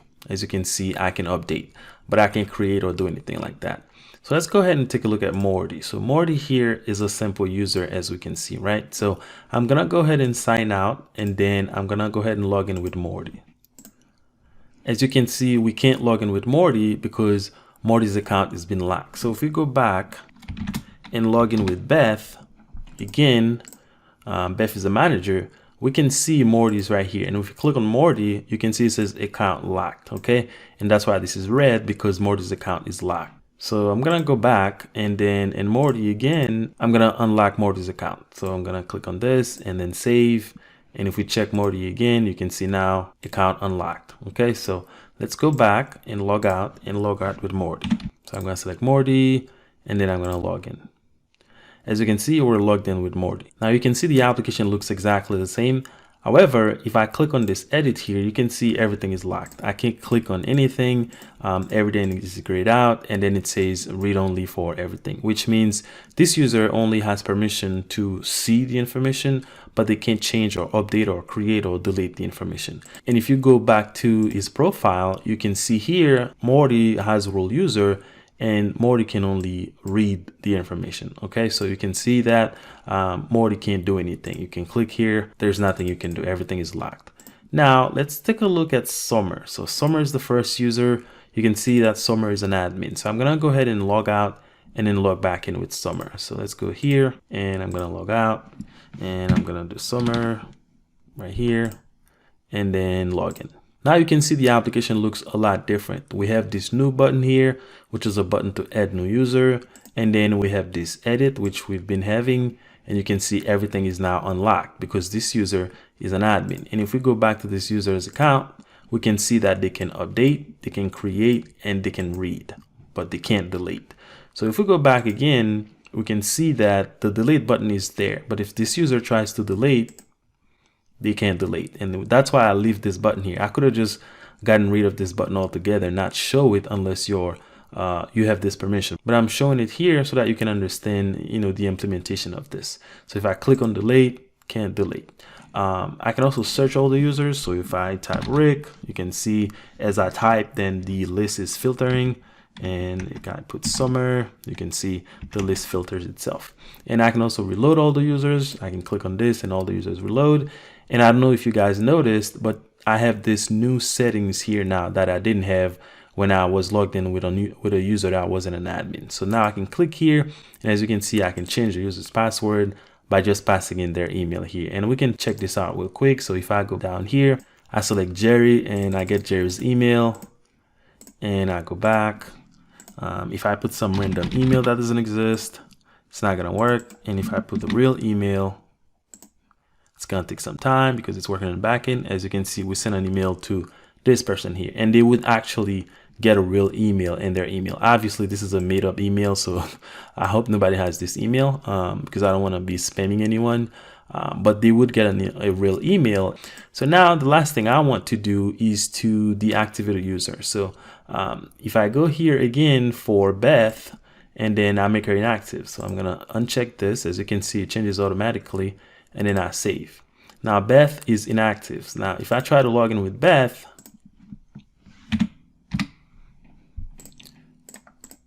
you will see that it says the account has been disabled, okay, because she's not active. And the same will happen if the account is locked. If the account is locked, it'll say, hey, the account is locked. You can't really log in. So now what I want to do is to log in as Rick. Okay, so I'm going to show the difference now with Rick. I'll log in. As you can see, the application looks exactly the same. However, if you go to Rick, you will see that Rick has this delete permission because Rick is not only an admin, Rick is a super admin, and only the super admins have the delete permission in addition to everything else. So I can come here and then delete a user. So let's say I want to delete Jerry. I can click on the delete. As you can see, it works perfectly. And then, of course, I have all the other function. I can update password. I can filter the users. I can add a new user. Just gonna add some random guy here. And then I can select whatever I want them to be. And then I can make sure they're active or not, and then save. You can see this user now is entered. And I don't know if you noticed, but you can see here, this user has this avatar. Okay, so by default, we're gonna use the user's username to give them a very specific avatar according to what their username is. So if I enter someone else, you'll see the avatar is different. And I can show you that real quick. So if I enter some random person here, give him some random username or whatever, and then give him a role and then save. You can see now this avatar is different. That's because we're reaching to some external API and then give him, you know, a specific unique avatar. And of course, I can go to my profile. I can update my information. Like I can put a middle name here or something and then save. I can update my picture. Click here and then you can see the picture is updated. I'm going to put Rick back because this is not Rick. Select the picture again, updates back. And so on. So now let's go ahead and log out with Rick, and I'm going to show you what happens if we try to log in with Rick with a bad password. So I'm going to remove this password and I'm going to put some random password here for Rick, and I'm going to try to log in. So I'm going to do that. 1, doesn't work. 2, 3, 4, 5, and I'm going to try again. Now the account is locked. Okay, so it says your account has been locked. Please contact administration, because I try to flood the application and we have a mechanism where we listen to how many times someone is trying to log in. And this is a mechanism that I created so that we can mitigate brute force attack. If someone is trying to log in with, you know, some correct username and they don't know the password, they're going to keep trying and trying until they get it right. So we want to mitigate that, and that's just mitigating brute force attack. So I'm going to go ahead and log back in again with Beth. If she's not disabled, yep, she was disabled. So I'm going to try Morty. And as you can see here, if we take a look, we can see Rick is locked. Okay, you can see we didn't do this manually. It happens because this person or this user, Rick, was trying to log in multiple times within a specific window, which I set to 15 minutes. So within 15 minutes, if someone's trying to log in like 5 times, their account is going to be locked. And that's what happened to Rick. So I think that's everything. I feel like I'm forgetting something, but anyways, that's the whole point of creating, a course about security, because ultimately this is what you want to do. You want to build an application with very fine-grained security where different users have different permissions, and this is what you would see in a real-world application. So I hope you guys are excited. There's really a lot to cover in this course, and I'll see you in the course.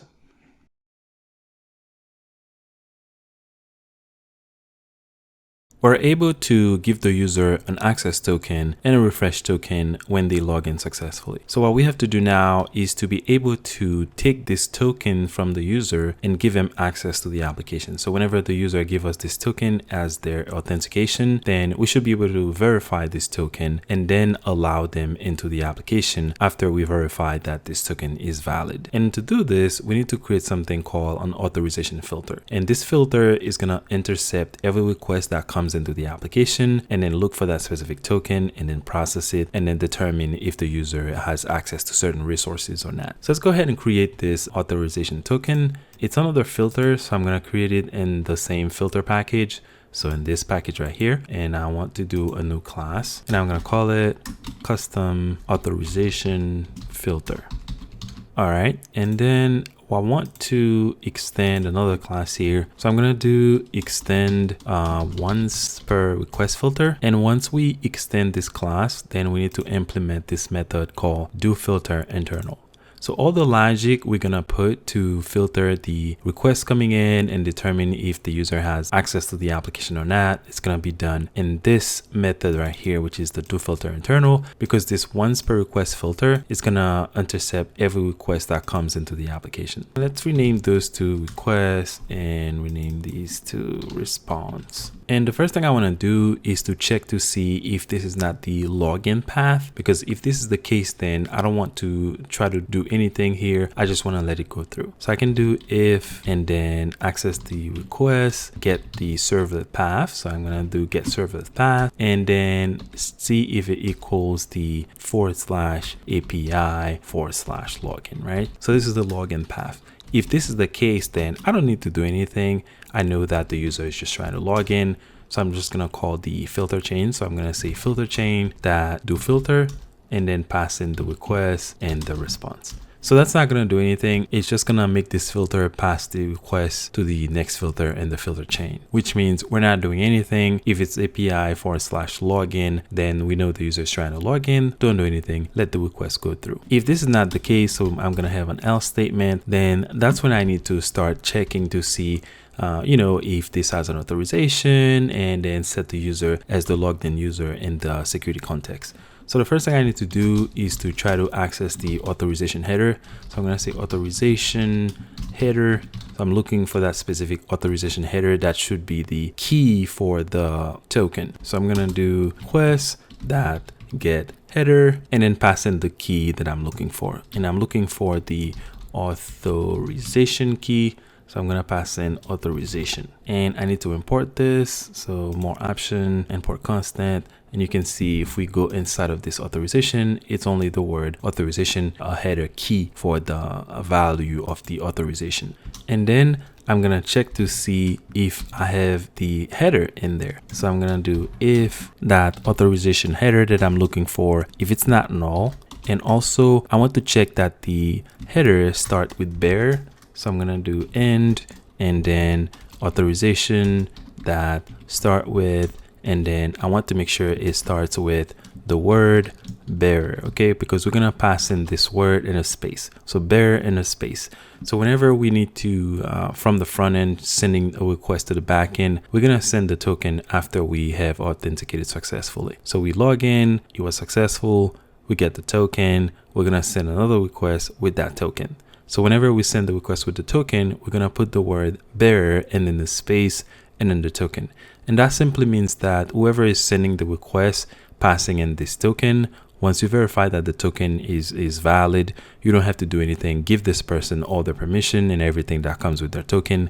There's no further check. There's no further validation that is needed because they're like the bearer of the token, like it's their own token. So then if this is the case, then we're gonna start putting in the logic that we need to put in. I'm gonna say, get me the token. So I'm gonna define another string, and that's going to be the token. The way I'm going to get this is by calling the header and then remove the bearer. So I'm going to say substring and then pass in the, I can actually copy this and then do dot length. What we're doing on line 26 is to just remove bearer space because we only need the token, and we can just do this by calling this substring and then pass in the how many letters we want to remove. And then we're gonna define the algorithm again. So I'm gonna go into the custom authentication filter and just copy this line and then paste it. You can see that this is becoming redundant, so that means that we need to use some utility class or something. We're just not doing this, so it's gonna be kind of like your job to go ahead and refactor this. Just make sure you don't break anything. You should be good to go. But I'm not gonna go ahead and spend too much time refactoring. And also make sure that you keep the same secret. So the same secret that you use to sign the algorithm. So you can see here we use this secret to create the algorithm and then sign the token with that algorithm. So you have to also use the same, secret here. So now we have the algorithm, we can actually verify the token. So I'm going to do JWT verifier, and I'm just going to call it verifier, and then do JWT that require, and then I need to pass in the algorithm that I just defined. And then I need to call build. Okay, so that's how we're gonna create the verifier. We need the algorithm, the same secret that we use to encode the token, and then pass that algorithm to the verifier.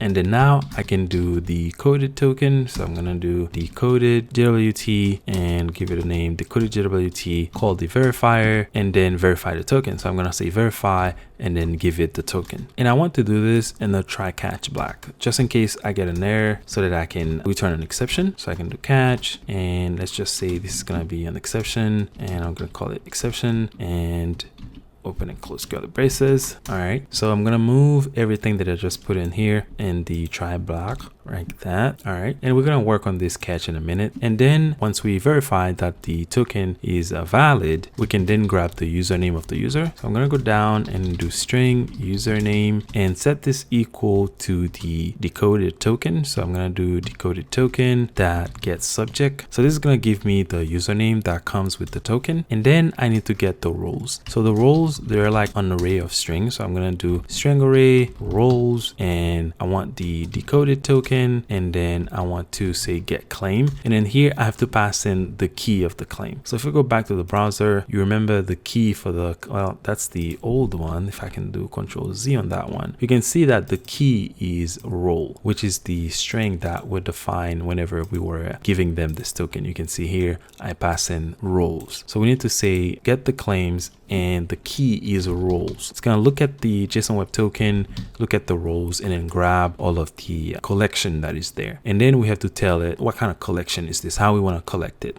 So I'm gonna do as array, and then that's all string. So I'm gonna do string that class. Now we have the user, we have the roles. We don't need the password because at this point the user has been authenticated and their JSON Web Token or their access token is valid. We just need to set them in the authentication context. So now we can pass in a collection. So I'm gonna do collection. That's gonna be collection of simple granted authority, and I'm just gonna call it authorities, and then define it as a new array list. And you're gonna see why I'm doing this. And then I have to do stream. I'm gonna stream over all of the roles. So I'm gonna do roles, and let's go ahead and import this so that I don't have an error. Yep, that's what I need. I want to do a loop. So I'm gonna do that for each. So for every role inside of that role, right, I want to do is on a new line, and then I'm gonna do authorities that add, and then pass in a new simple grantor authority, and then pass in the role. So I have the username and then I have the roles. The reason we have to do this conversion, it's actually a conversion, is because we need to get those roles and convert them into something that extend grantor authority. And simple grantor authority extends this grantor authority like I showed you earlier, because that's what Spring Security is expecting as the roles of the user, like something that extend grantor authority. We can't pass those roles as an array of string. Now we're gonna call the username password authentication token. So username password authentication token. And let's just call this authentication token again. Set it equal to a new username password authentication token, and then pass in the username. We don't need the password, we don't have it either, so we're gonna pass null and then pass in the authorities. All right, and I'm gonna put this on a no line so you can see it better. And then we have to set this user in the security context holder. So I'm gonna call the security context holder from Spring Security, and then do get context, set authentication, and then pass in the authentication token. All right, so that's how we tell Spring Security, hey, this is the user, here's their username, here's their roles, and this is what they can do in the application. So Spring is gonna look at the user, look at their role, and determine what resource they can access and what they can access depending on the roles. And then after we do all that, we're gonna go ahead and call the filter chain, because we still need to let the request continue its course, and then we pass in the request and then the response. So this is what we're gonna do when we look in the header and we see that it's an authorization header, and then we check again, we see that it has the word bearer in front of it. So we know that this is our JSON Web Token, and that's the only time we're gonna do all of this processing. So with this if statement, we also need another else statement. So I'm gonna add another else here, and then just let the request continue. So I'm gonna copy this line, and inside of this else statement, I'm gonna go ahead and paste it.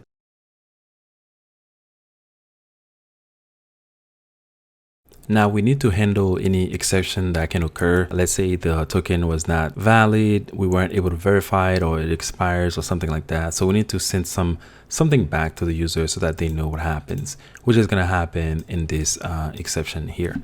So in there, I can do something like log. I didn't bring the log in, so let's go on top of the class and then do at sl f4j, and then scroll back down, log.info. Well, this is actually an error, so we're gonna say error, and then we're gonna say error logging in, and then pass in the error message. So we're gonna put the open and close curly braces, get the exception that get message. Okay, so whatever message that happens whenever this exception occurs, then we're gonna capture it in this log right here. And then we can do like response that set header, and we can pass in something like error, and then pass in the message again. So I'm gonna do exception that get message.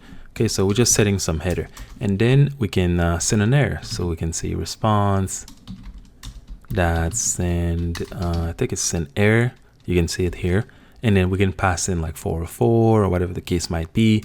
So let's do let's say forbidden, because that's kind of what this is. So that's the forbidden that value, which will give us the forbidden code. So we need to import this, more action and static import. And if we go inside of this forbidden, you can see it right here. It's a 403, and it's just say you're forbidden, like you don't have access to this resource. So we can send an error like this. Instead of sending this forbidden, we can do what we did. So let's go and copy this 2 lines. Actually, I'm gonna copy all this, and then go back to the authorization filter, go down and paste this down. So I'm gonna leave this and just comment it out. So this line, we can't have it. If we send a response, then we can't do what we do below. It's not gonna work. So we're not, I mean the error, if we send the error like this. So I'm gonna comment this out so you can still have it. The header is not gonna hurt anything, so we can just leave it there. And then I only need one of those. So I'm gonna delete this and pass in the error message. So I'm gonna call this error, and then we're gonna put the error in there. So let's say error message or something. So error underscore message. So whatever message that we get from the exception, we're just gonna pass it as an error or an error message like this. And then remember to set the application.json value, because this is really important. And then we pass in the error in here. All right, we need to set the status. So copy this, go back down, that set status, and we can grab the same thing. So the forbidden, just like that. Now we can add this filter in our configuration. So I'm gonna copy it, and then I'm gonna do HTTP again dot and add filter before. Okay, so we need to make sure that this filter comes before the other filters, because we need to intercept every request before any other filters. And then I'm gonna pass in a new custom authorization filter. So that's the class that we just created. And then I want to tell it what it's for, which means username, password, authentication filter, that class. Okay, so it's for that specific class. All right, so now we have the authentication filter, and then we have the authorization filter. So let's go ahead and refresh the application or rerun it. And again, I have DevTool. I keep forgetting, so every time I rerun everything, but I don't really have to do that. Anyways, all right, the application is up and running. So let's go to Postman, and I'm just gonna copy this and go to a new tab, paste it in. Let's go to API user. Okay, so we're gonna attempt to access all the users and not sending in any token or anything like that. So I click on send, and you can see that we get the forbidden forward 3, which is something that we're expecting.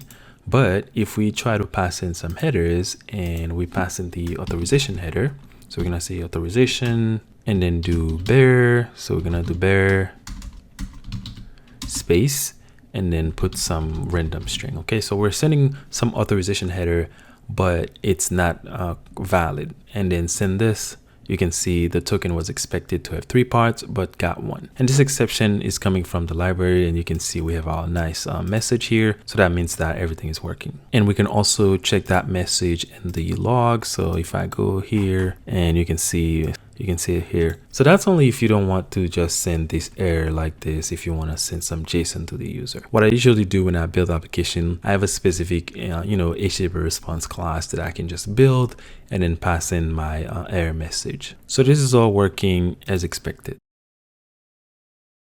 What we have to work on next is the refresh token. So all of this seems to be working fine. You can go ahead and test it more if you want to, but everything should be working properly. And if something is not working, you can just contact me and let me know. You have to be careful with this because there are many different steps in this, and I can only do it the way that I'm doing it because I've done it so many times and I am kind of familiar with this process and how it works. If you're new to this, you really have to take it slow and make sure you understand what the logic is doing. So what I want to do is I want to be able to use this refresh token, right? If we were to take a scenario in the real world, it would be something like this. So I would come into the browser in the application and log in. I get the access token and I get the refresh token. The developer building the front end will take the access token and the refresh token, save them somewhere on the client. And then when I need to access any resource, I'm going to send the access token, right? Because that's how I get access to resources on that specific server or application. What developers in the front end do is whenever the access token expires, they wait for the response to get something like a forbidden or something like that. And then they look at the code or some specific message, and then they determine that it's because their token has expired. So they look for the refresh token in the front end and then send another request immediately. So everything happens seamlessly, like the user doesn't even realize that their token was expired and there was another request that was made to actually get them an access token. So everything is done seamlessly, and that's just a very good user experience where security is a top priority. So that means that we need to have a way to take this token, verify it, confirm that it's valid, and then send them another access token so that they can keep using our application and access resources with the access token, because they cannot access resources with this token. So let's go ahead and work on this. Let's go back to the app, and we're gonna go into the let me close all these tabs that I have open, and let's go into the resource. All right, so the resource is right here, and we want to create another endpoint where the user can send a request so that they can renew their token. So they're gonna send the refresh token, and then we're gonna take that refresh token, validate it, and then give him another access token. So I'm gonna copy this method, go down,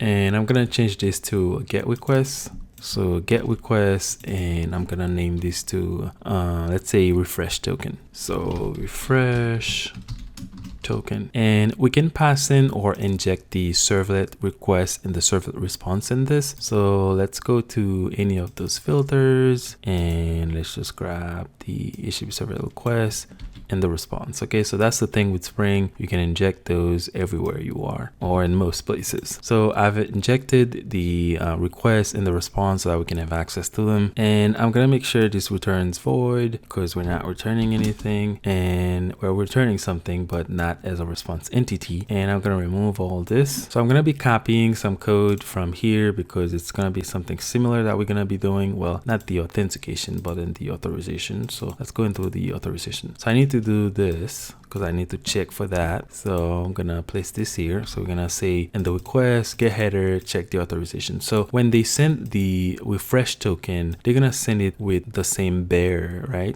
So let me see if I can show you guys an example. So if I go to users, right, send a get request, I send it, token has expired, right? So as let's see, Arnold, I'm gonna send this request and I have this token. So I can copy this token, right, and then go back. So I can paste this token in here. I'm gonna uncheck this and send the request.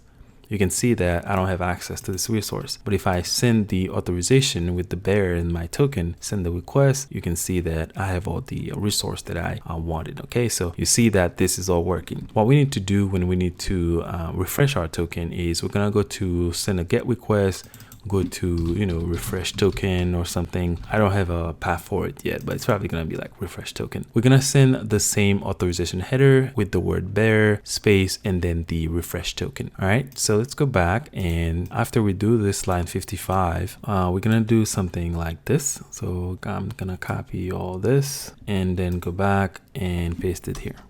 Okay, so we're gonna check to see if they have the authorization, make sure it's not null or the header starts with bearer. And if that's not the case, then we don't want to do filter chain here. We're not doing anything with filter chain. So I can just say, if we don't have this, then let's just throw an exception. So I can do throw, and I can do runtime exception, and then pass in a message. I can say refresh token is missing, right? So we're telling them, hey, you send this request, but we need a refresh token. We can't work without the refresh token. And we need to do throw new here. All right, so we're gonna throw a new runtime exception. Just like that. So go back up and gonna remove this filter chain line because we're not dealing with that anymore. So we're gonna look for the header authorization. So pass in the string header, looking for it, which is the key for the authorization header. We check to see if it's not null and if it starts with bear. So we know that this is ours. And then we get the token. So we remove the word bear or remove the characters bear space and then get the token, create an algorithm, use the same secret, get the verifier, decode the token, get the username. Now, once we get the username, we need to load that user, right? So let's do user. So this is the user from our domain, and then call it user. And then we're gonna call the user service. So user service and call get user. Okay, so we're gonna pass the username. So we need to find this user in our database to make sure that this user actually exists in our system. So once we find this user, and I don't need this line, and let's go back to the authorization. I need this line. So this line right here is the line that I need. And the resource, we're gonna pass it in here. So I don't need these two lines. I can remove those. Actually, let's go ahead and grab in the authentication. Let's go ahead and grab all of this, because that's what we're gonna do again. Let's go back. So we get the token, we get the algorithm, verify it, decode it, get the username, find the user. We're not gonna do any authentication. We're just gonna send them another token. So I can remove these lines and then paste all this. So we're gonna create another token, and we don't need to create a refresh token because we're gonna use the same refresh token that they gave us and send it back to them. So I'm gonna delete that, and I'm gonna rename this to refresh token. So rename this to refresh token. Oops, I'm gonna do it like this. Refactor, rename, refresh token, enter. So let's see here. So we check the header, it's not null, starts with bearer, get the refresh token, get the algorithm, verifier, decode, get the username, find the user in the system, then use the user to create the token. So pass in the username, the date again, we're giving them 10 minutes. And again, this 10 minutes, that depends on your application. That's just really random. So don't use this as a reference. Issuer is us again, and the claims. So we're not gonna get the authorities this time because this is the user in our class. We need to get the roles. So that's gonna be get roles. And then here we can change this to just role get name, because that's the method that we have, and then collect it to a list and then sign it with the same algorithm. Again, you can see there's a lot of redundancy with this algorithm code. That's because I didn't create a utility class, but in your case, you would create some utility class. So make sure you clean that up. And once we have that, so we can get rid of these two lines, we gonna create a token, pass in the access token and the refresh token, set the media type, and send the token again, as you can see here. And in case there's an error, I don't have the log, but you can edit it if you want. I'm gonna do the same thing. So here I'm gonna call the response get output stream. This throws an exception, so make sure you edit this IO exception to the method signature, and then do everything else. So error message, get the error. So whatever the error is, we're gonna send that and then send it over. So that should work. And we need to give this a different path. So I'm gonna do token and refresh. So token refresh, and we need to allow this path on the application. So let's go into the configuration and we're gonna allow this. All right, and I'm gonna do /* so everything that comes after that. And I also need to do this for the authorization filter. So let's go into the custom authorization filter, and we're gonna say if this is equals this, and do an OR and check for this as well. So I'm gonna do OR and I'm gonna paste it here, copy all this and then paste it here. Grab all that and then change it in here. So if the request comes in and the servlet path is token / refresh token, then we're just gonna let it go through. We're not gonna do anything. So let's go back to the resource. We get an error here. Where is this coming from? Remove. Not using any of these imports, and remove all this. Remove the stream. And everything looks good. So let's go ahead and run the application and then see if this refresh token works. So the application is up and running. So let's go back here. If I send this request again, so the token has expired, right? So I got these two tokens. I was using the first one, the access token, and it's expired. You can see the message here, the token has expired. So let's go and grab the refresh token and copy it. I'm gonna duplicate this tab and then go into the headers, authorization, remove all this, and then pass in the refresh token. And let me double check this path. So it's token refresh. So API, oops, that was wrong. So token, and this can be whatever you want as long as it makes sense to your application. So token and then refresh. So I need to remove the word token in the end. And this is a get request and send it over. Cannot read array length of null. So the reason that we're getting this error is because it goes into the authorization filter. So we didn't pass in the path correctly. So I'm going to copy it again, go into the authorization filter. We actually put in the wrong URL here. So I'm going to change it. All right, because we have the authorization header, we have the word bearer. So it goes into this logic and then he tries to do this to get the role, and then he cannot find it because there's no array with the name roles in here. And that's what's throwing this exception. That's what this exception means. So we don't want this to happen. So we check to make sure that the path is not API token refresh, and we had the wrong path here. So I'm going to copy this and do the same in the configuration. So I need to change this guy here. All right, so this is the correct path. So now whenever the request comes in, this filter will intercept it still, because it's going to intercept everything, and then it's going to see that it's this path, so it's just going to let it go through. So let's refresh and try it again.